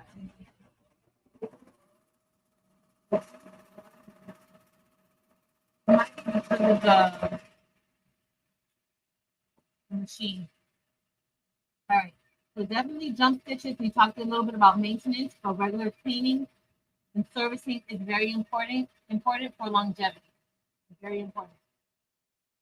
So, yeah. Um, so of course we talked a little bit, and we talked about this several times, but I do know that there's a lot of people who are just getting into embroidery, and so we just need, and people who want to know more about it. I want you guys to research, you know, don't just jump out there and research.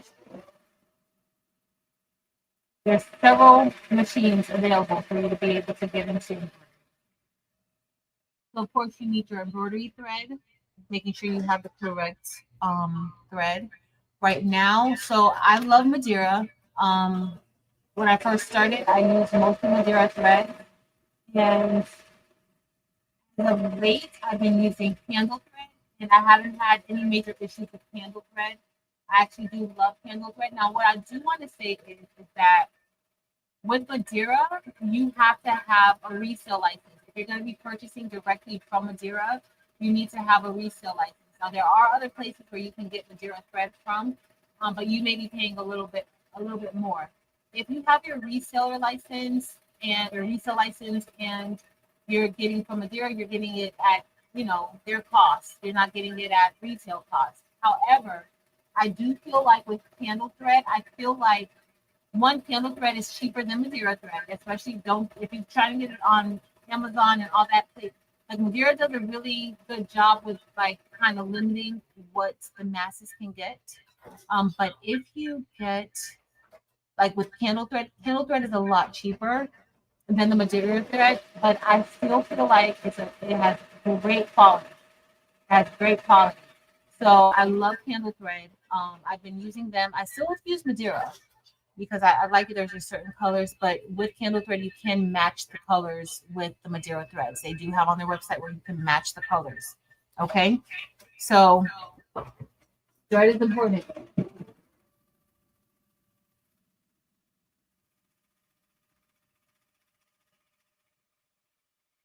The thread is important.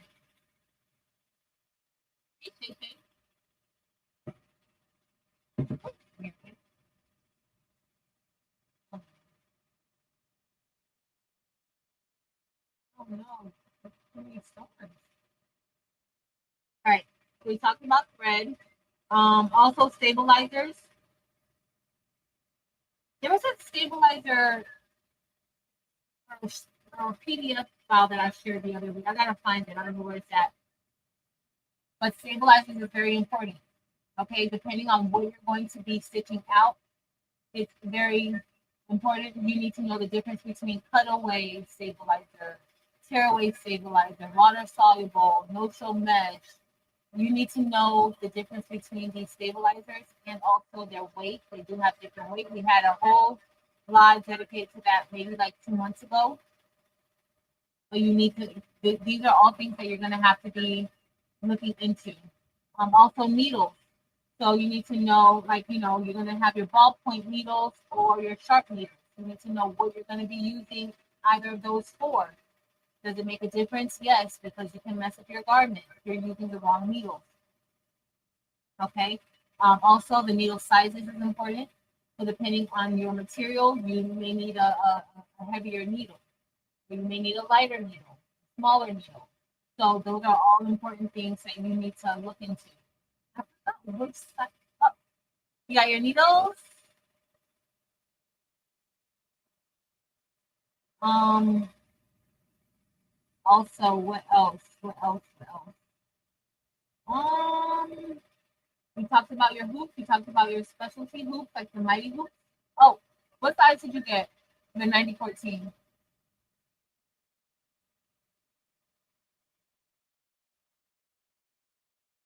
The needle. So that's what you need to. You need to definitely make sure you have the right needle. Um. Bobbin. Would you got two different sizes? Oh, 8012. So multiple. So see, Delana showed needles, and you may think you're just getting into this. Oh, I got needles. No, you need multiple size needles. Like those are two different size needles for two different types of things. So these are our bobbins. How do you know that was next?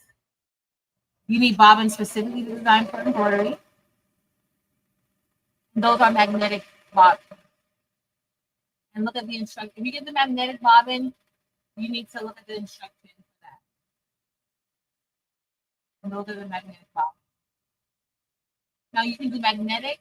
I also do paper. I do magnetic and paper. I think I'm doing magnetic now today. So you can do magnetic or you can do the paper. I like the pre-wound bobbins. I love it. I love it because when it's done, you just throw it out. Those are black magnetic. Yep. Multiple cryptography has black and white.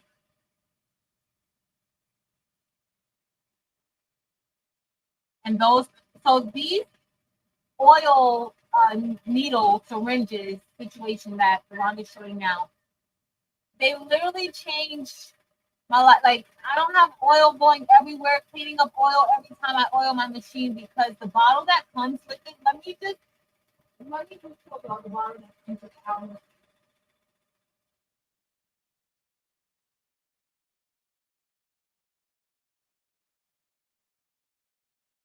So the bottle that comes with our machine for oiling is this.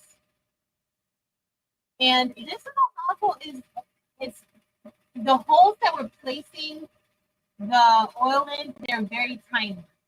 So the syringes that Delana showed you that have the oil inside it, they work perfectly. I've been using that now for, how long have we been using that now, Delana? For about a month now? Or two, about 1 to 2 months. When I tell you, I don't have any issues. You know, some people, oh well, you know, is it good for you? It's the machine runs smoothly. Okay, it runs smoothly. If I have issues, it's because maybe I didn't oil it, or maybe I don't have it threaded correctly. But that oil has been wonderful, so easy to use. I love it. Hey, Josie Boo. All right, so we talked about bobbing, we talked about hoops. Of course, we talked about mighty hoops and all the different sizes of mighty hoops that you can get. Oh, this one's important.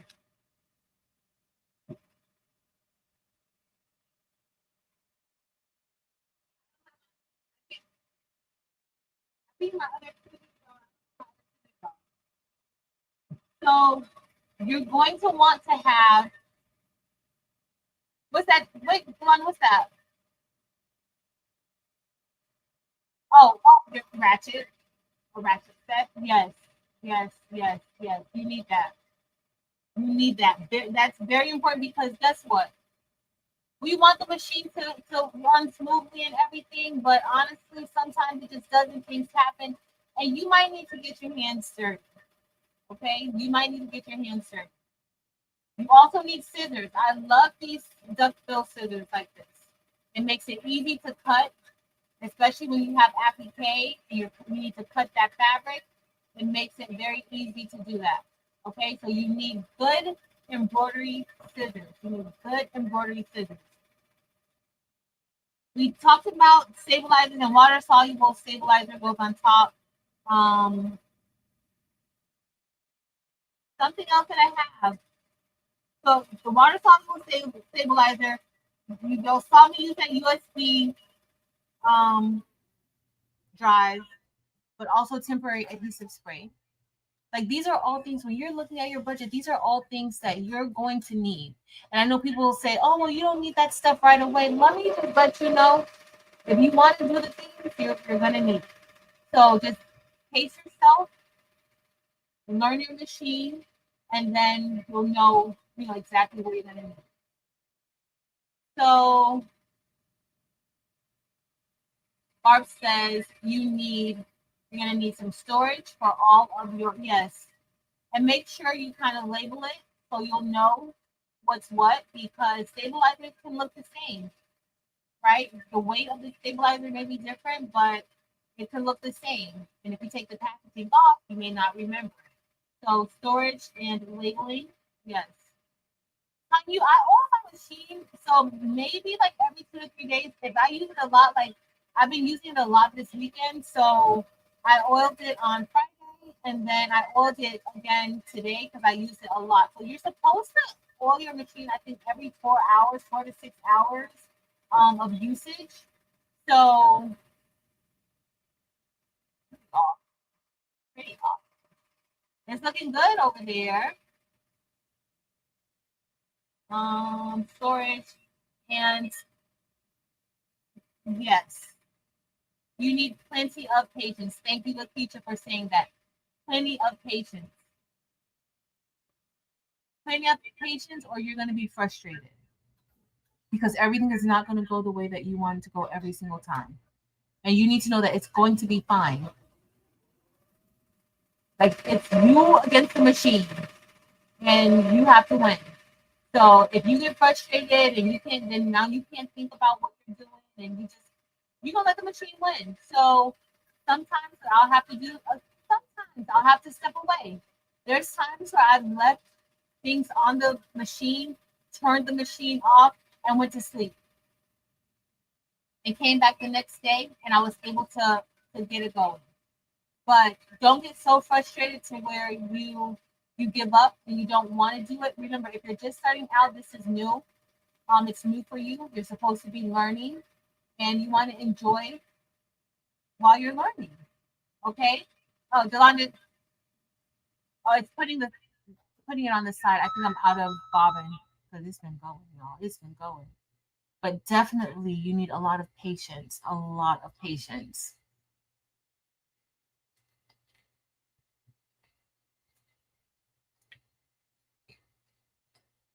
Yes.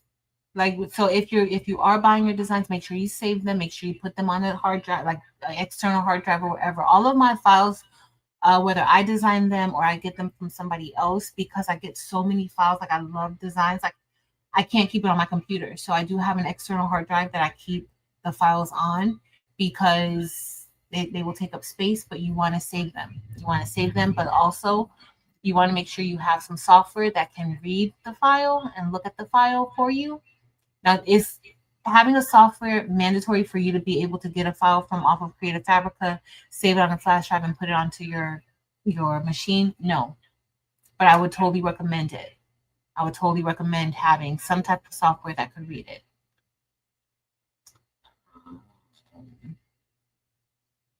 Yes, yes, yes. Hey, Tracy Johnson. Tracy, how long are you down here for? When are you leaving? Hey, Miss Carol Coleman. Hey, Keisha.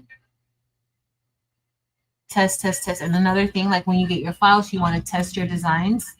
You test. This was my test. Now I do my test on shirts because it doesn't bother me. And like if it tests out, for the most part, I try to make sure in the software that is good. There are times where something gets lost in translation. Like I probably move, like I have a thousand things open at one time, the same file working in different, and sometimes the wrong thing can happen. So, but for the most part, I will test stitch something out for me. This actually came out pretty good. I like how it came out, but you want to test stitch. So get you some material that you can test stitch on. You can maybe even get like some material and like how everybody's been quoting, your test stitches can turn into quotes. Like you use that to make something else so that you don't feel like you're wasting it. I do feel like I'm wasting thread, but it's 100% worth wasting that thread on something that you don't need as opposed to putting it onto something that you do need, that you want it to be on. So testing is definitely not overrated.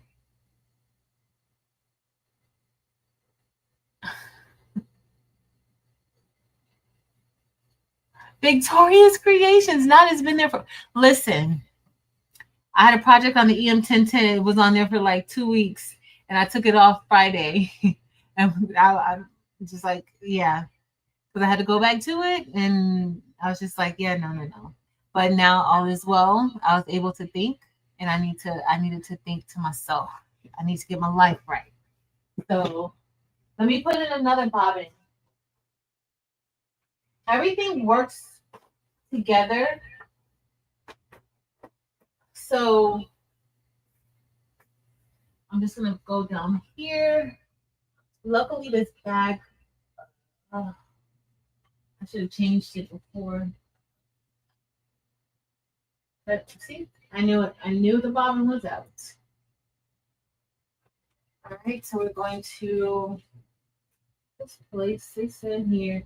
The direction of your bobbin, like how you place it in, is important too. Okay? All of this works together. I cannot say that enough. And these are the magnetic ones. And like Delonda was showing you guys, I took Barb, what is this called? Remember remember when I was with the EM1010? And that might have been Chris who helped me with that one. And I was doing something with my EM1010. This was maybe like 3 years ago. And it came out and I didn't know what to do. I was so lost. But this part inside of your bobbin, you want to take it out when you're using a magnetic bobbin. And that just goes in the back. Let me show you. Like that was in the back up here. Mm-hmm. I'm finished. Mm-hmm. That was quick. Mm-hmm. So that just goes in here like that. I'm gonna go back to my table and I'll show it. Okay. Usually that's in the back, but this we're taking this out. If you're using any other bobbin, you want to keep it in. So don't just throw this away. Even if you decide that you're gonna, I just want to use magnetic bobbins. Let me tell you guys something. Sometimes I have to switch my bobbin out in order for the machine to work correctly. Like I'll fluctuate between the magnetic and then I'll go to paper because it just seems like the magnetic isn't acting right. So I'll go to the paper and the paper will work fine. So hold on, let me show you guys what the paper looks like. So that was the magnetic.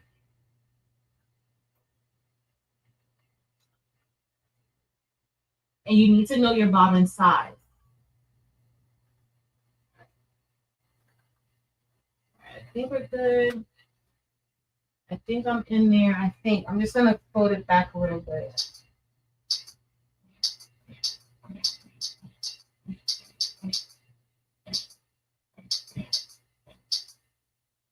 And I'm gonna tell you like one more thing too.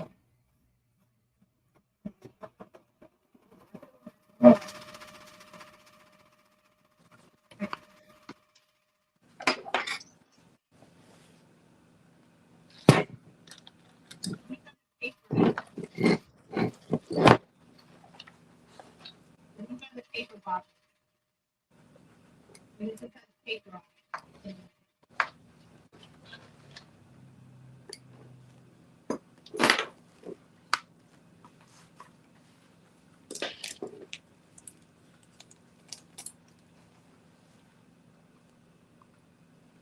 Another thing that I think that if you mess up a color, it's fine. If you put the wrong color, it's gonna be fine. You can always stitch over when you stitch to the different color. So don't think that you ruined it. Okay. Now, are you ready to show us? I'm gonna make it bigger so we can see it.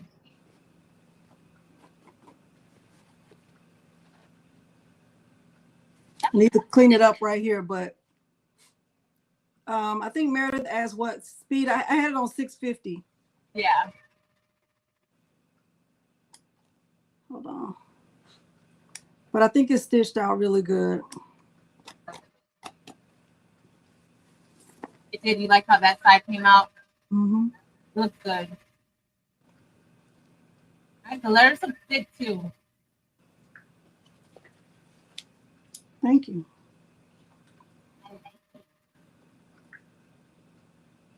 Yeah, Stacy. Yeah. This is it's not in my store yet. I'll probably put it in. And then the one that I'm doing is also mine too. I just gotta do a little bit of changes. So Tanya said that she stores her pre-cut stabilizer in a binder by category. That's smart. Meredith, I'm gonna send you the one that has this bigger satin stitch. I think the first one I sent you didn't have that the wide. Let me show you the difference. Because the first one I sent you didn't have that. It's just a little bit bigger. The satin stitch.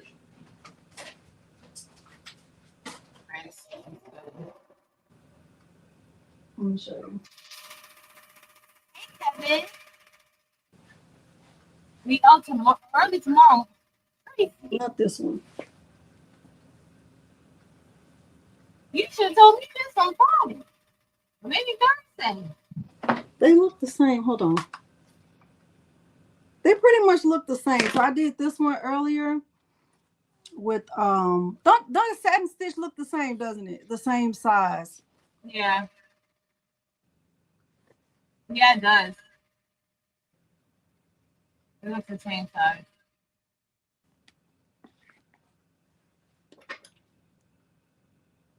Yeah, just start it right in the like as soon as you put it on the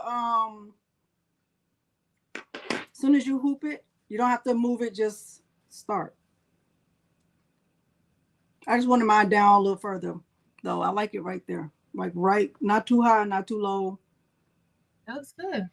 Thank you. That looks good.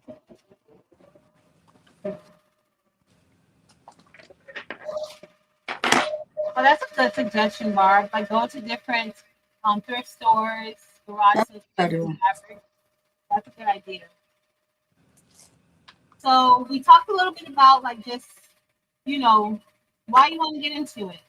Is there anybody else? I know we had a few people who, were looking at embroidery, interested in embroidery. Anybody else that came in that's interested in embroidery and wants to get into it? So we talked about designs too. You can buy designs that are already done, made, right? You can also get designs. You can have people make it for you. Um, but if you have a software, you can edit things with that. So let's say this design that I have right here that's stitching out that you guys see, because I designed it, I have it set up how I want it to be set up. But let's say you wanted different colors, different places. Like, let's say I have two parts that's black. One of those parts you don't want it to be black. You want it to be purple. If you have your own software, you don't have to digitize it, but you can change the color so that when it gets ready to print, you have a different layer for that. Or it gets ready to stitch, you have a different layer for that. So that's why that is important to have. And just to check when you get these files that you get somebody else to do, you can check it yourself just to make sure. If you have a problem on your machine, a lot of times if I have a problem on the machine and it's not like a thread break or something simple like that, I'm like, oh, what's going on with this file? Why does it keep doing that? I'll go and look at the file closer. Now you want to do that before you even put it on your machine, but then that just gets go back and look at it and see what's going on, have it do a run to see a playback of how it's supposed to switch out. That's another thing the software helps with. You can do a playback so you can see exactly where it's going to start, where it's going to finish, and everything in between. Okay, so that is important. And digitizing, but embroidery software is expensive. That's if you want to do embroidery, that's going to be part of your budget. If you want to do digitizing, so with digital, there are some software that you can get to kind of look at the files and you don't have to do a full digitizing suite. But the software for the Ricoma, it's now a subscription. I don't like the fact that it's a subscription. Before, the price before was pretty pricey, I felt, but you owned it like it was yours. Now it's subscription based, and so every month you're paying, or like every year you're paying for it, and you're paying thousands of dollars for this software. Okay, so look into other softwares. I have Brilliance,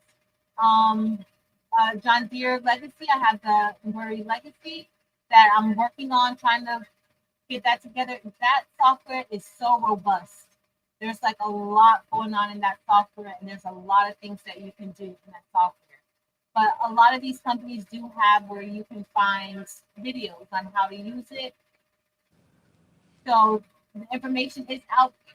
But Marilyn has been doing a lot of videos for Brilliant. So if there's somebody who's just getting started, that's a starting point too. Yes, Marilyn has been doing a lot on Embroidery. A lot. So check her out. Make it with Marilyn. You all know. Check her out because she has been doing a lot with Embroidery. Eve, what software does Eve use? I thought Eve used Sew Pro, but I think she uses Sew Pro. I'm not familiar with Sew Pro at all. I don't have Sew Pro, but I think she uses Sew Pro. I think. Well, Ricoma does come with theirs comes with training, so they have different classes you can sign up for. You can keep signing up as long as you know it's in your portal. Your portal. Yeah. You just sign up for it. Okay, let me see what else I might be missing. Everybody said look good. Yeah. Thank you.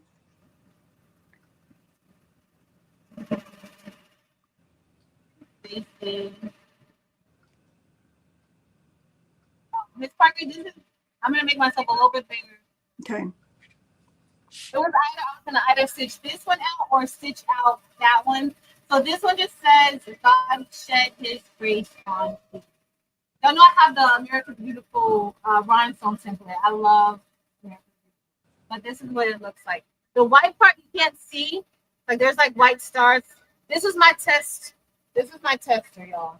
We got like white stars, and then you have like red and white stripes at the bottom.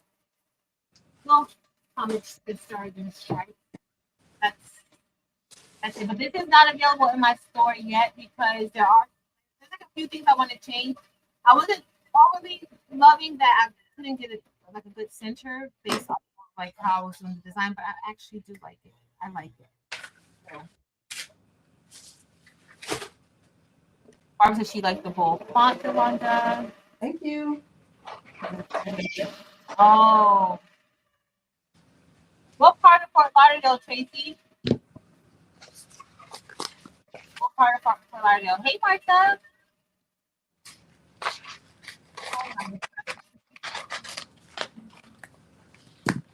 I'm seeing this Crafty Creations.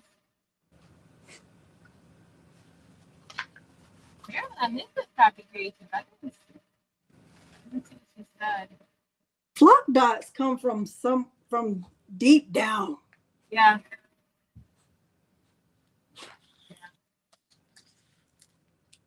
Patrice, if I brush in this template with black diamond with a jet black outline, do you think that would look okay? Mm-hmm. Black diamond for the fill. For the center and jet black. That would look good. Black hat? Yeah. I've never tried that, but I'm getting ready. We're getting ready to learn together. It will look good. I've done jet black and black diamond before. It looks good together.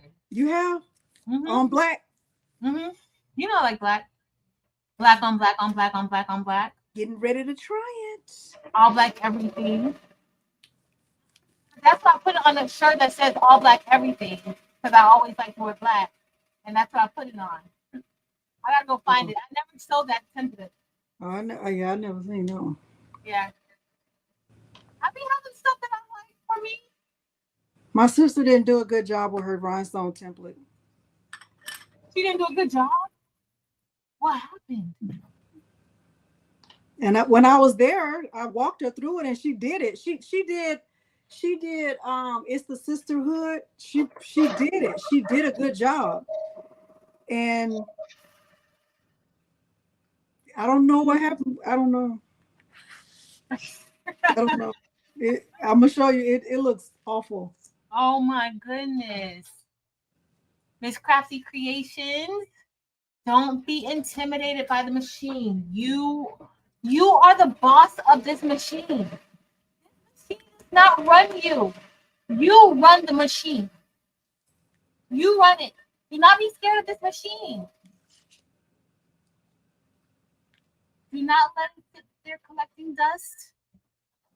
No. You know what? I think I know why hers didn't go, because before I don't know if you remember, but a long time ago she felt like she was gonna be in her rhinestone era. Mm-hmm. And that's when I asked you, because she brushed that one in. So I cut it out for her. But the Juneteenth one, she cut it out by herself. Oh, did you walk her through cutting it out? No.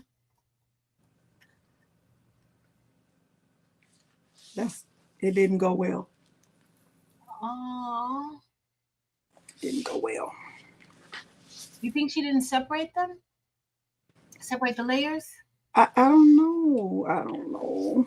That was another reason why I was like, no, let me buy it, because I don't know what's going to be easiest for her.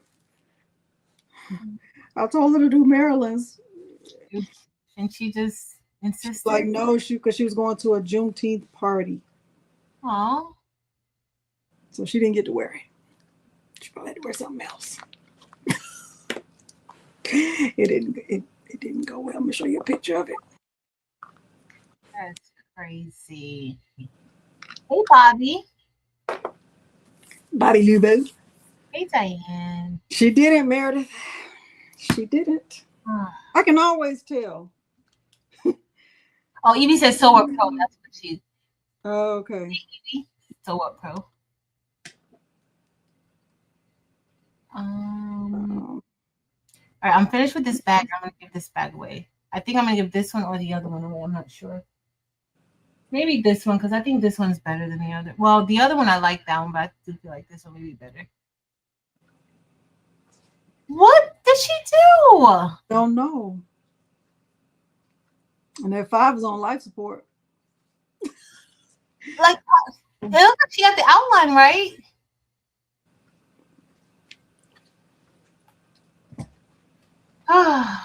Listen, if you get a design and you don't know how to use it, a video to learn how to use it, because right. But you know what? When things come as second nature to you, it's hard to tell somebody else to do a thing because you don't even think about that thing. Yeah. So I wouldn't have even remembered to say, oh, cut it separately, or like I think I did say that. I don't know. And cutting a template is different than using a template that's already cut. So let me get a hat. Okay, Keisha. Thank you, Denzel and Carol Coleman. Yeah. I put my smaller thing on for my little hat press.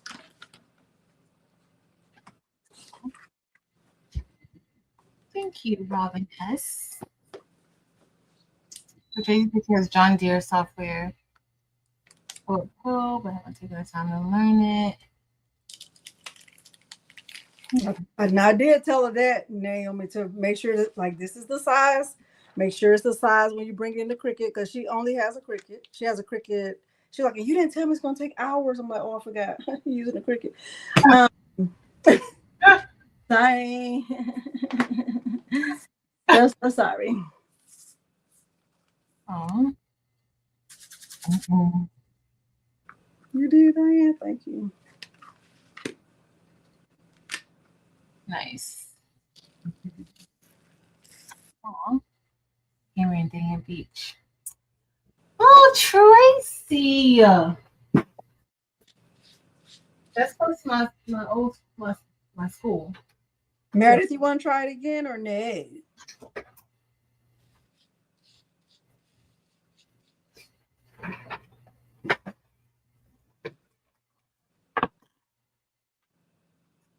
Nice, Bobby. Nice. All right, y'all. We're finished with this. I'm going to show y'all what this looks like. We finished brushing in my hat. Why are you doing that? Okay. Okay. I'm going to send you the new one, Meredith. Even though the thing looks the same. The satin stitch. Thought it was a little bit bigger, but it's not.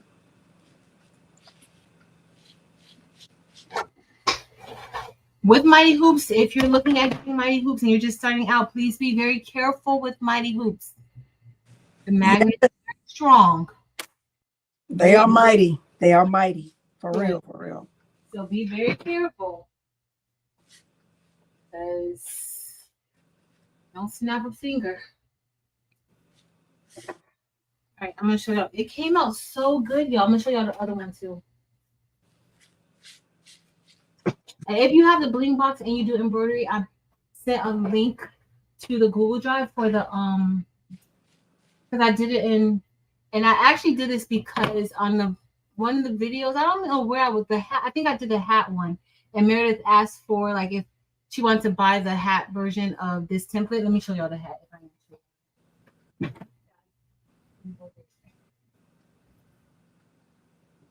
So this was the hat that matches the template. And so Meredith's like, do you have it for sale? But I really didn't want to sell this because it's in a bling box. So I was just like, I made it available. And then I also did like a larger one in case anybody, this fits like a 13 by 8 frame. But I love. How do repositional hoops work, Patrice? With the smaller machines, like you literally have to take it off. Like it's a certain way you put it on. They have like a grid that you use to do it. Mm-hmm. I haven't because I haven't had to do it in a long time. In a while, but that's how it works, and it works good. It works like if you get it right, like it'll look good. You can get it a little bit larger, but it's not going to be over large. Like it has to stay within a certain, depending on your repositional hoop, depending on your machine, the machine that you have, like all that plays a factor into it. All right, y'all. So let me show you guys the one that we just did. I'm going to press it. We're going to give this one away. Also, with the Mighty Hoops, you got to make sure that you tell them. Yes, tell them the machine. Just in case you're wondering where my foot is, under him. He's comfortable. He's comfortable. And if I move my foot, he will scoot over to make sure he's laying on my foot. Okay, so there's that. I call it bullying behavior. Marilyn says he's living his best life. And Marilyn said, "Aw." All right, let me show y'all the bags. So this is the one that we just did. And this one I used silver applique in the center. I really was going with like red, white, and blue. I was going to use like a white glitter, but I felt like it probably wouldn't really pop really good on this color bag. But I love how it came out. It looks good to me. There is some difference. Like this is a little bit different than this one. And I'll show you why. Like this doesn't have like a satin stitch around the letters, but I love how it came out. And then this is the one, and these are all my testers because that's the first time I did stitch this one out. And then the first time I stitched this one out, this one has a fill. Like this one took like 2 hours to do this one because of the stitches, but this has a fill. I just did white and I did a gray outline to kind of help it stand out a little bit more because I want to do black. And then these letters have like an outline, like an extra satin. I know you can't probably see it good. There's like an extra satin stitch outline that I put around these letters. But I love how they came out. Which one should I give away? Because I gotta give one away. And I think maybe, and I have like too many of the Life the Beach bags with rhinestones. Why you have too many? Because I had to do I did one with everybody yesterday. Then I did the one that I always do, like when I'm like pressing the design out. And then I did one for Facebook, for the Facebook page to show them how to do it. Girl, yeah. So I don't know which one. I think I'm gonna give you guys the one that I like the most, which is the one with the glitter applique on the inside. That's the one I like the most. I'm gonna give that one away today. That's cute. Very cute. So very, very, very cute.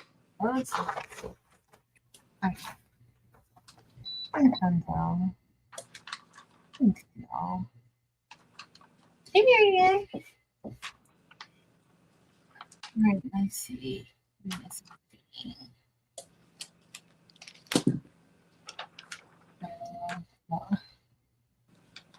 Is the Mighty Hoops only for multi-needle? I think so, because I don't know anybody. There are other. So I remember we talked about this before, and everybody told us before, like a brand that had, like, I guess, magnetic hoops for some of the single needle machines, I think. So the Brother Sketch has a magnetic hoop. The Pullen doesn't. But the Brother Sketch is, but that's a 4x4. It's very small. Mary Brown said he is comfortable. Don't move. Because she is his sponsor. She sent him. I don't even want to tell you what she sent him. He's wearing it. Thanks, Jess. Sometimes I don't feel like I don't get even pressure from this hat press. Sometimes, like some of my stones, like that's why they're shifting. Because it's not good pressure. Mm-hmm. Right.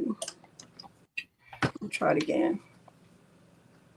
So a few things to take away if you're looking at embroidery machines. Even before you even get your machine, look at the instructions. Look at the manual. Read.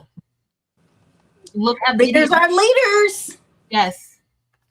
Look at videos. There's YouTube videos. Like I said, a lot of these brands have their own YouTube channels or some type of social media where they show how to use their product. Okay? If something goes wrong with your machine, wherever you got that machine from, that's the best place to get the help from. Because you don't want anybody to tell you anything, even though I believe all these machines are basically the same, but get information from the brand, okay? Because you don't want to do something that causes your warranty to be voided because you listened to somebody else and it didn't work out, and now, no. Because the brand won't stand behind it, and then you're just stuck with a problem. Yes. Oh, it looks so good. It looks good. You did both layers already? Not yet, but I just did the one. Look at this. I still got to fix 2 of them. And from the A. But it looks good on there. I like it. It looks good. I gotta add is that on your Etsy or in your Etsy shop? Yeah. But I made so many versions of it because I couldn't decide. Which one you like best? Yeah, so I just put them all in there. But mostly SS6. Mostly SS6. So if you're not in your SS6, there is an SS10. There are 2 SS10s, but it's like 5 SS6 versions of this. It's all in one file. Okay. Because I couldn't stop myself. Don't worry about it. And also, like everybody has said, make sure that you do test stitches. So Barb had a great suggestion. Get some fabric from the thrift store. Even if you go in there to get t-shirts so that you can see the different types of material that you can use, like t-shirt, stitching a design out on a t-shirt. All that stuff, like you're going to be learning a lot. So have an open mind. Be patient. And be willing to test things out. Okay, test things out before. I know a lot of times we get things and we want to dive right in and want to take off and do all the things with it. You got to learn this first, okay? And I think that's about it. Those are all my notes that I had written down, I think, for this. Thank you guys for participating. Yeah, I think what I want to add to that is if you already have a machine and you haven't used it, that's your first step. Like that's the first thing. Like open it, do whatever training came with it, or read whatever manual. That's number 1. If you already have a machine. If you don't have a machine, you're thinking about getting one, do your research, because you don't want to spend money and then have to spend money again because you bought something on an impulse and it's really not what you wanted, or even it's not going to suit you in 6 months. Yeah. Right? Like think beyond now. I'm telling you what I used to tell the parents when I worked at the school, like when their kids would misbehave and they would come up there trying to take up for the kid, and I'm like, your kid is not always going to be in 3rd grade, right? You got to think beyond right now. Right now, you're taking up for him because he's in 3rd grade, but one day you're going to want him to have a job. That means other people are going to have to want to work with your child. Are you preparing your child for that, or are you just thinking about right now? Like if you only think about right now, you're going to make an impulse buy, and then 6 months later, you're going to be trying to buy something else. Yeah. Yeah.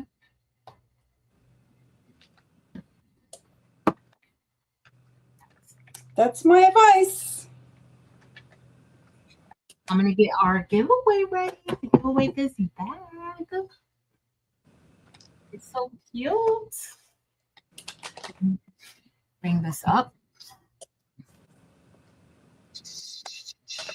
Monique's asking where you get your hats from. I get them from Amazon, Monique. But I mean, you can get them from anywhere. Some people don't like the ones with the seam in the middle.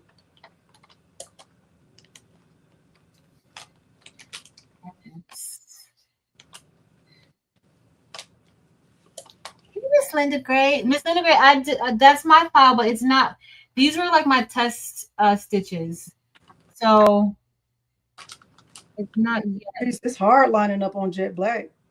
Oh, it is. Wait a minute. The girl is blind. Hold on now. No, jet black is hard to line up. Yeah. But it's on black.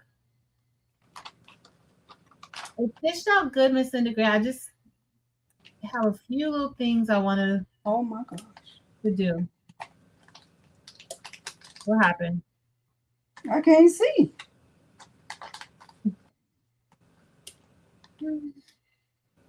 That jet black is hard to. This was not a good idea. This only works when you're not blind. It's gonna look good if you get it right. That jet black outline is. And do not be, and it's nothing to be ashamed about if embroidery is not for you. If embroidery is not for you, it's just not for you. It's okay, but guess what? We appreciate you for being here with us while we embroider. Thank you so much for being here with us. We appreciate it.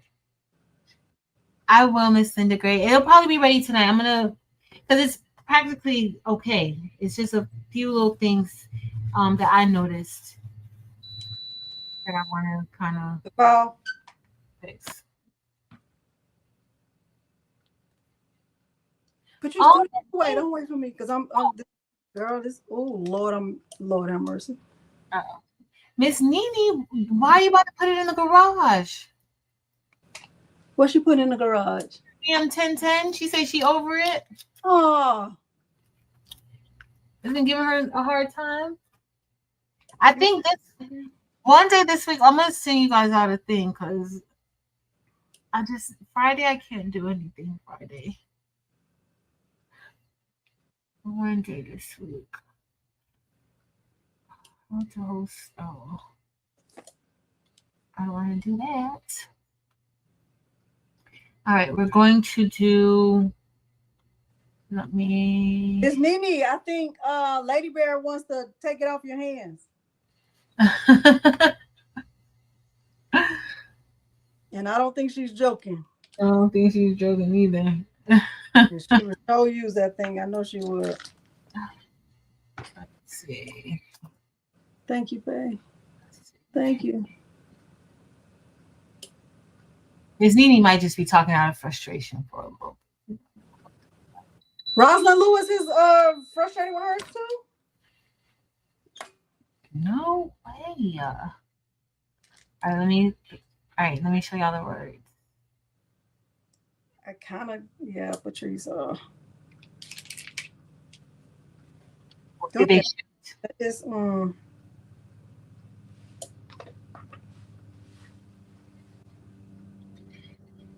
right, guys. So the word is going to be chick, because our bag says All American Chick. Come on, chick. Yeah, that's me, chick.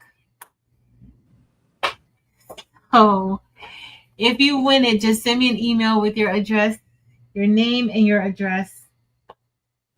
And it's for the one that we did today, or during the live, because I did this one today too, but it's for this one with the glitter on the inside.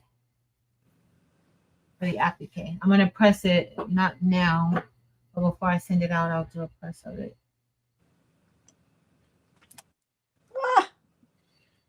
Uh-oh. What happened? I put some stones down and then they fell off. I tried to just place them individually and hope they would stay. Oh.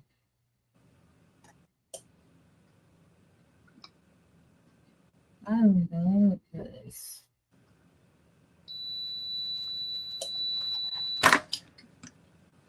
I'm gonna give everybody a few more seconds, and then we're gonna go ahead and we're going to roll.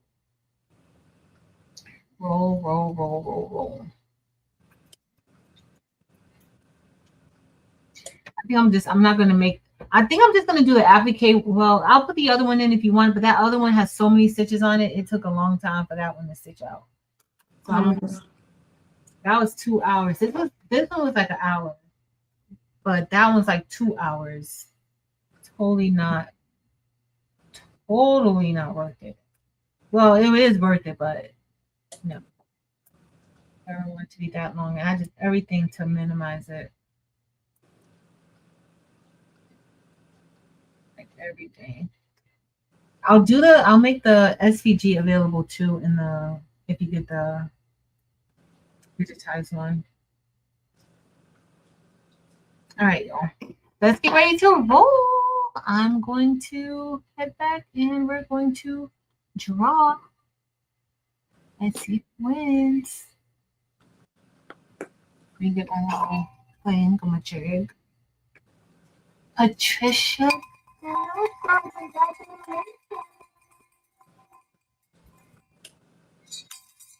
Congratulations. Send me your email with, let me put my email up here. That would be helpful. Congratulations. Where's my email? Send me an email and I will send it out to you. Congratulations.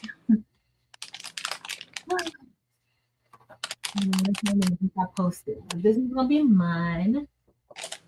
This will be my vacay bag.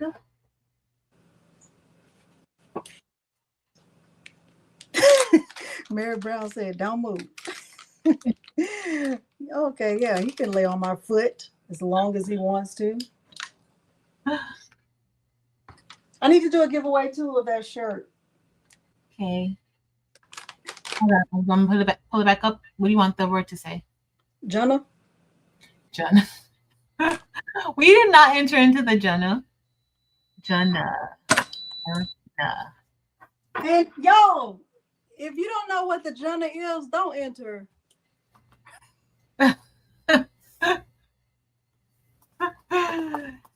This is only for people who have survived the Jenna. Me. I've survived the Jenna. I'm serious. Patrice, I had to tell that lady, like, oh, about the Jenna?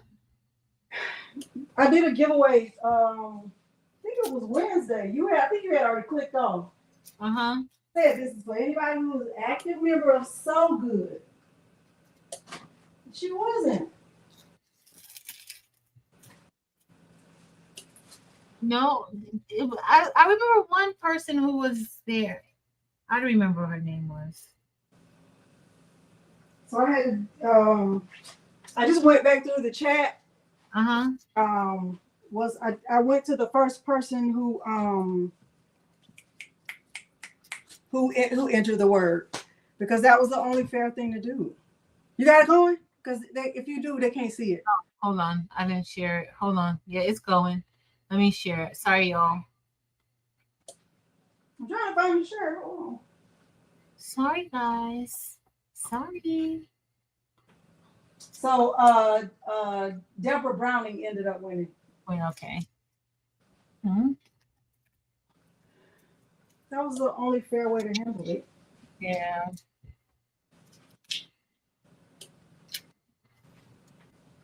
Yeah, Marilyn said she thinks it was Deborah Browning. Yeah, I ended up just going back. I don't even know why I put the shirt. Christina, it's Junna, Junna. Who's not spelling it right? Miss Daisy, Junna.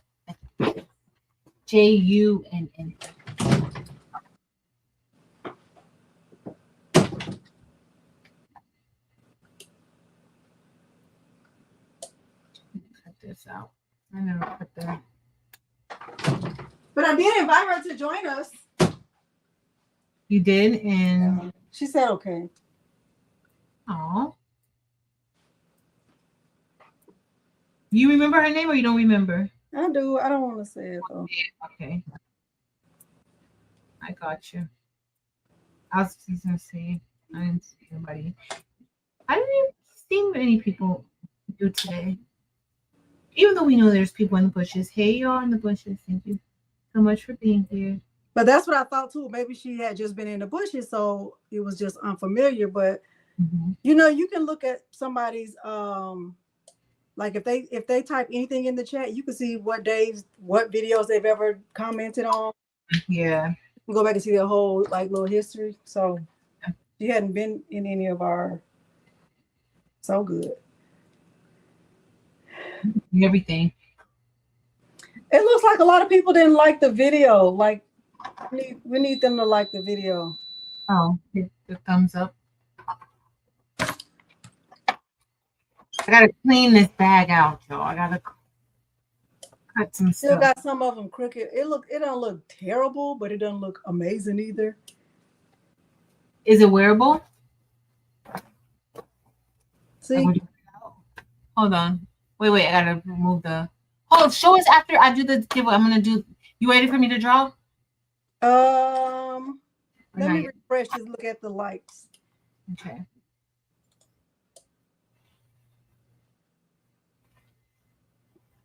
Oh, the likes are looking good. Yeah, go ahead and draw. Okay. Let me draw. Let's see who wins.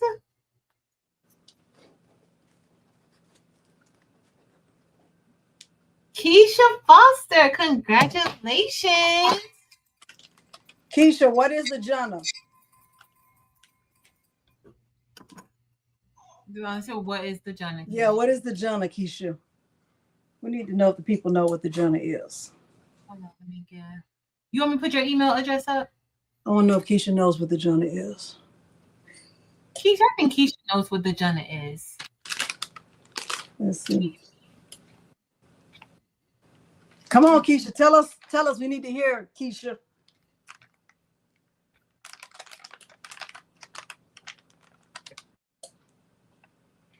I'm cutting this out to cut this. I need to get this ready to send it out.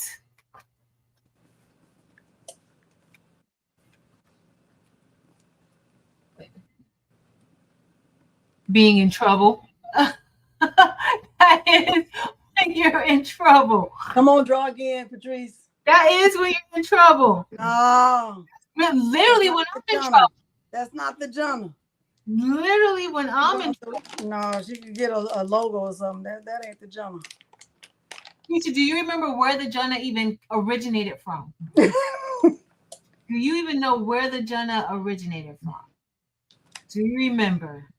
Patrice, you know it's some OGs in here who could tell you what the genre is. Because that is when you're in trouble, when something's going wrong. No. Literally.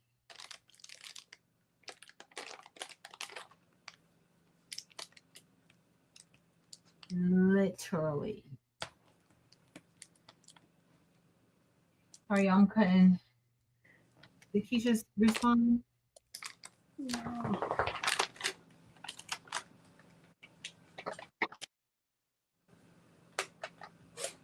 Keisha Elliott said this. Keisha still doesn't know. All right, are we going again, Keisha? Fern, what is the genre? We ain't doing you like nothing. You if you wearing a shirt, you need to know what it means. Valerie said it's a point of no return. Paulette said it stemmed from the Jeffersons. The Jeffersons. Girl, no. Not the Jeffersons. Not the Jeffersons. The jungle. Oh, Lord. I'm starting to think nobody knows. Valerie might know. Who knows what the genre is? That should have been the question. Only enter if you know what it is. Hanging in the jungle. Vanessa Lunkin said, "Good Times theme song." That's where he came from. Vanessa got it. That's where he came from. Keisha, I'm gonna send you something else. You can't. She did say in trouble, and that is when you're in the genre. That is when you're in the journey, you're in trouble because it's something going wrong. Mm-mm. Keisha, I'm trying. God's grace. She don't want. She don't. That wouldn't mean anything. Oh, That wouldn't mean it. That's like somebody winning a bundle of vinyl and they don't use vinyl. You know, it's like same thing, same concept. it is. Yeah. Like, oh yeah, I won this. I'm not gonna use it ever. Yeah. Oh Lord, trying to stick this down on the side of her hat is a doozy. Scratching and surviving. Foolishness and good times. Rondrea knows it. Tanya, it's good times. Scratching and surviving. Hanging in the journal. You know that it doesn't even say, it doesn't even say that. It does say that. It doesn't. It does not say hanging in the journal. Hanging in the journal. Why? Just why? All right. What are we doing? What's our next? Because I'm just cutting this thread before I send this out. I think I'm finished. I'm as good as I can do. You ready to show us? Let me just do 1, 2, 3 more. Maybe I need to also use a little mini press to like press the ones that shift. Oh, if the ones have you tried that? No. That's what I might have to do because this is your Cricut press, your Cricut hat press. Girl, no, I'm not ever using it again, ever, ever, ever for the rest of my life. Really? No. I meant to take it to Florida to give it to my sister, but I forgot. And plus, we were on Spirit, and so your bags are limited. Yeah. They are. They are. They are.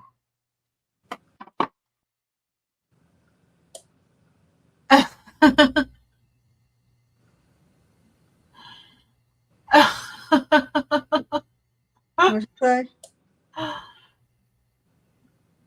They said the rule wasn't stated in advance. It was. I said, don't enter if you don't know what the journal is.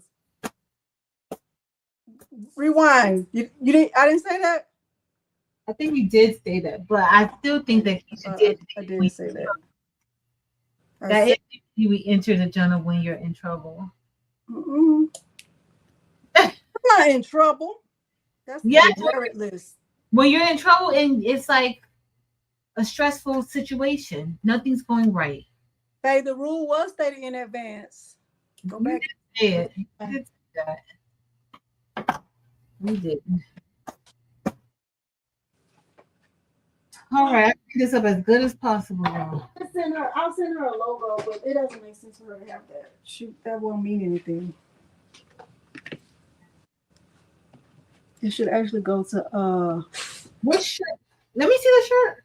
Hold on. Let me plug. I'm gonna use this little HTV rod press to press these ones that shifted because when I put them on here and then try to put it back under that hat press, no go.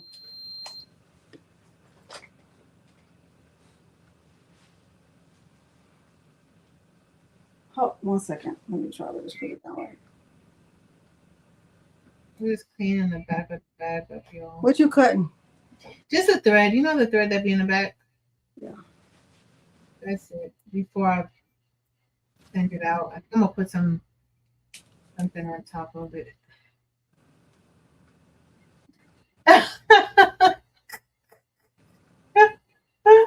Oh, just why? Just why? Why? Why? It really should just be me saying surviving the journal because I'm the one surviving and scratching. Not. It's me. Definitely. Scratching and surviving. Definitely not. It is me. It is me.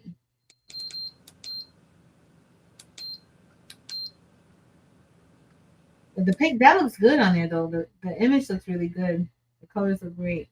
Because I ordered the transfers from Atlanta Vinyl. That's good. They make me not ever want to use my printer ever again for the rest of my life. I'm not even like, they make my ink not even feel like ink. It makes it feel like it's watercolor. Yeah. And then they're fast with their shipment, so you don't miss nothing. Faye, go back and watch. Huh? They said not well in advance. Oh, when it before it said something. Well, I said about that lady. We had a whole conversation about it.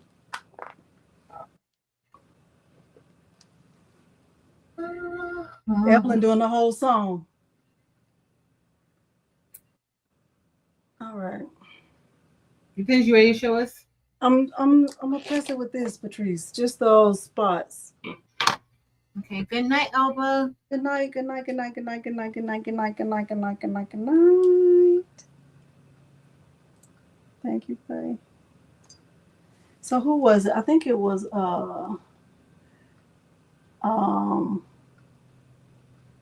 still send me your you got my email address? You can put up there. Still send me your mailing address, Keisha. I'm gonna still send you something, just not that. Who was it? Craft with Yolanda.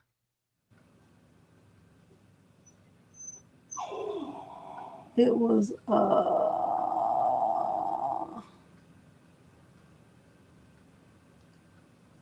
yes.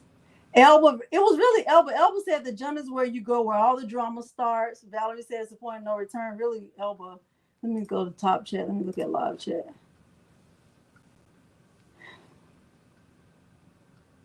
Sharon Davenport says a place we try not to go. Exactly, Miss Sharon Davenport. Looking out the window.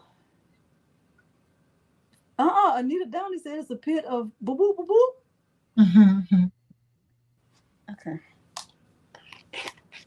We get ready to see if this will work. I don't know. It's gonna work. It's going to work.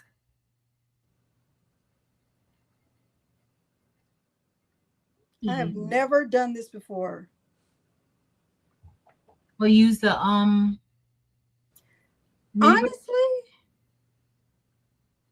I don't think it would be a bad idea to use the old HTV rod, the handheld one. Mm-hmm. You know, when you're just trying to place a few. Yeah.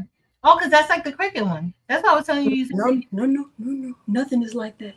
It's like the Cricut. Nothing is like the Cricut one. Nothing on this planet. The Cricut one is. It's like the Cricut one. It's not that bad. I don't like that one. I know. I don't use it much. Not for like. Not for hats. I've used it a few times. I've used other things too, like sleeves. See, and I feel like this should have. Let me see. I feel like I should have slid this over, but I feel like some of them shifted. But look, so there's a 24/7. Okay. That looks good. But it looks good from here. But some of them still shifted. Oh no, let me make it bigger. See, I feel like I need to add some in there. Oh. Let's see. It don't look bad. It's just hard to line up with that black too. The black on black on black on black. It's hard to line it up. Oh, that one wasn't even pressed. Oh. She didn't even do it. Anyway, we can go. Good? Yeah. I'm gonna just Hold on. All right, I'm back. Can we do one more drawing? Yeah. Hold on, let me go back here.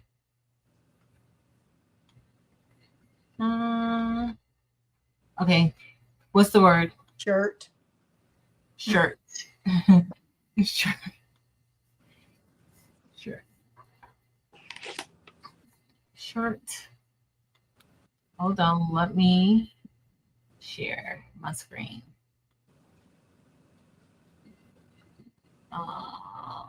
Joy. And I'm pressing on this other one, and it's still hot, and I'm scared I'm gonna burn myself. Oh. Be careful. Be careful. I gotta pack all this stuff up that I took out that I didn't intend on taking out. Did you already eat dinner? Or are you gonna? I'm eating. I'm gonna eat when I get off. I'm gonna eat some leftovers from yesterday. So I'm eating some leftovers. We tried a different restaurant. It was just okay though. That was your first time going? Yeah, it was just okay. What type of food was it? It was a steakhouse. Mm-hmm. It was just okay. We like Texas Roadhouse. Oh. Like, to me, you can find everybody can find something at Texas Roadhouse. It's everything. They have everything. And, we were just trying something new. Morgan suggested it, so it was like all 5 of us. Mm-hmm. First of all, Miles ended up getting a kids meal because he couldn't find anything he liked. And then he finished before everybody, so he was just sitting there. Melissa was like, I'll just get a salad. And then it was just like, okay, whatever. Let's get this over with. It was fine. It was fine. We trying to spend time together. That was nice. It was fine. All right, you ready? Yep, you ready to? Yeah. Let's draw. Let's see. You have to be in the United States. You want to say that? Diane Wilson. Congratulations. Your thing must be faster than mine. You didn't see it? I didn't see it. I didn't see it before you said it. Really? On the show? Are you looking at? But you're looking on YouTube? It never showed up here, and it didn't show up there until after you said it. Oh, that's weird. Maybe I have slow Wi-Fi. All right, Diane. Congratulations.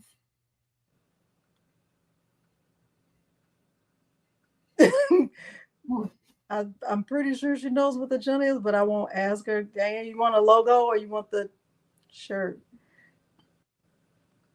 Why do you think she don't know what the genre is? I'm sure she does. She's been with us for a long time.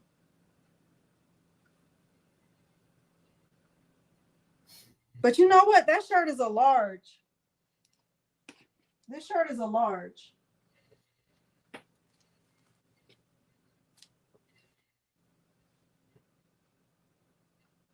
It's large. It's a make market large, so it's like true to size, I feel like. Mm.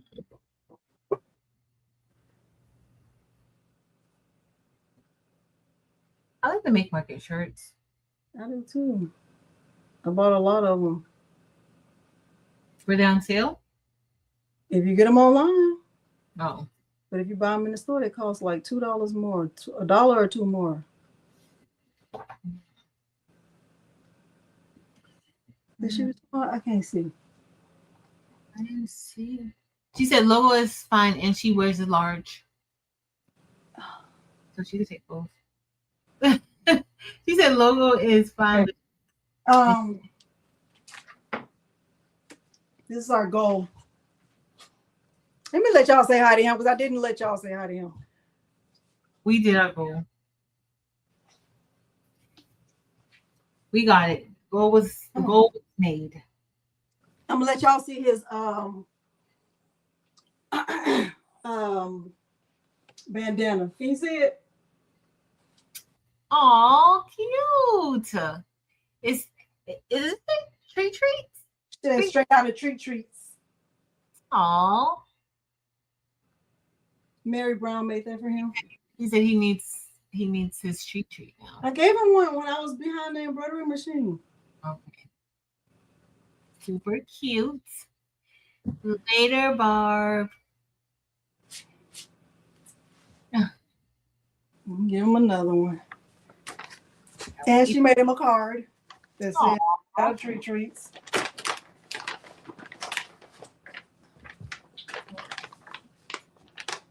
Thanks, SD Brags. This is what he likes. Oh, doggy pretzels. Ah.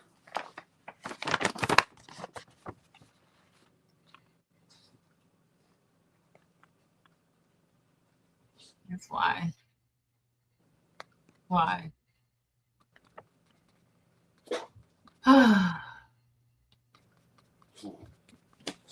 We see. Get down and stop.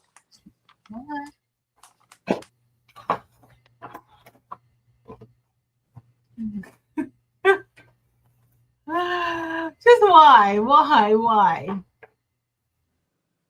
It was something that happened, and I was going to take a screenshot and send it to you on my computer, and some chickens popped up. I'm like, why? Cricket tutorial is going to have chickens in it. The one I'm doing for Tuesday. The image has chickens in it.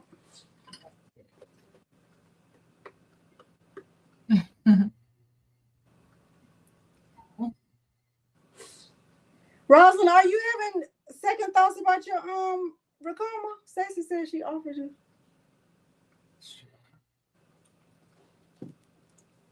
Yes, Keisha.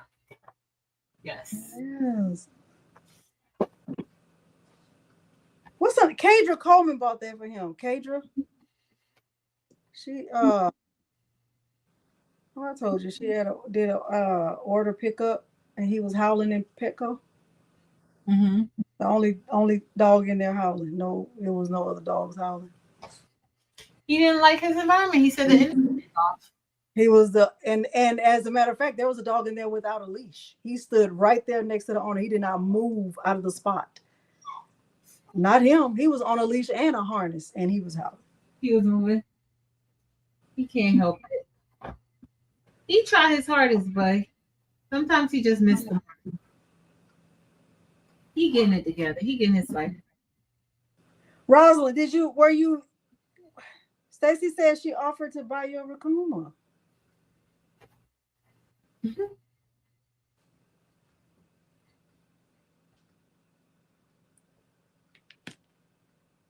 Dime hoops. Have you heard of that, Patrice? DIME. Yeah. Yeah. Isn't it good? Mary Brown said he was singing. No, ma'am. Thanks, Faye. All right, we done? She said the more he goes over there, Miss Evelyn Warner, the better he'll be. Keep trying at the Petco. Thanks, Keisha. I'm a fast learner, Evelyn. He taught me really good the first time. I'm good. That's why Miles is going to get his food today, not me.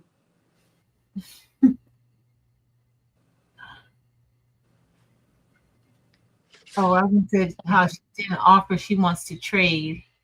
Trade? Oh. Yeah. All right, we're good. It's been fun. Thank you guys so much for hanging out with us. We will be back next week over at Delanda's. And make sure you have your notifications turned on so that you are well aware of when we're going to be going live, whether it's Saturday or Sunday. It's probably going to be Sunday. Saturday, you have a Zoom, right?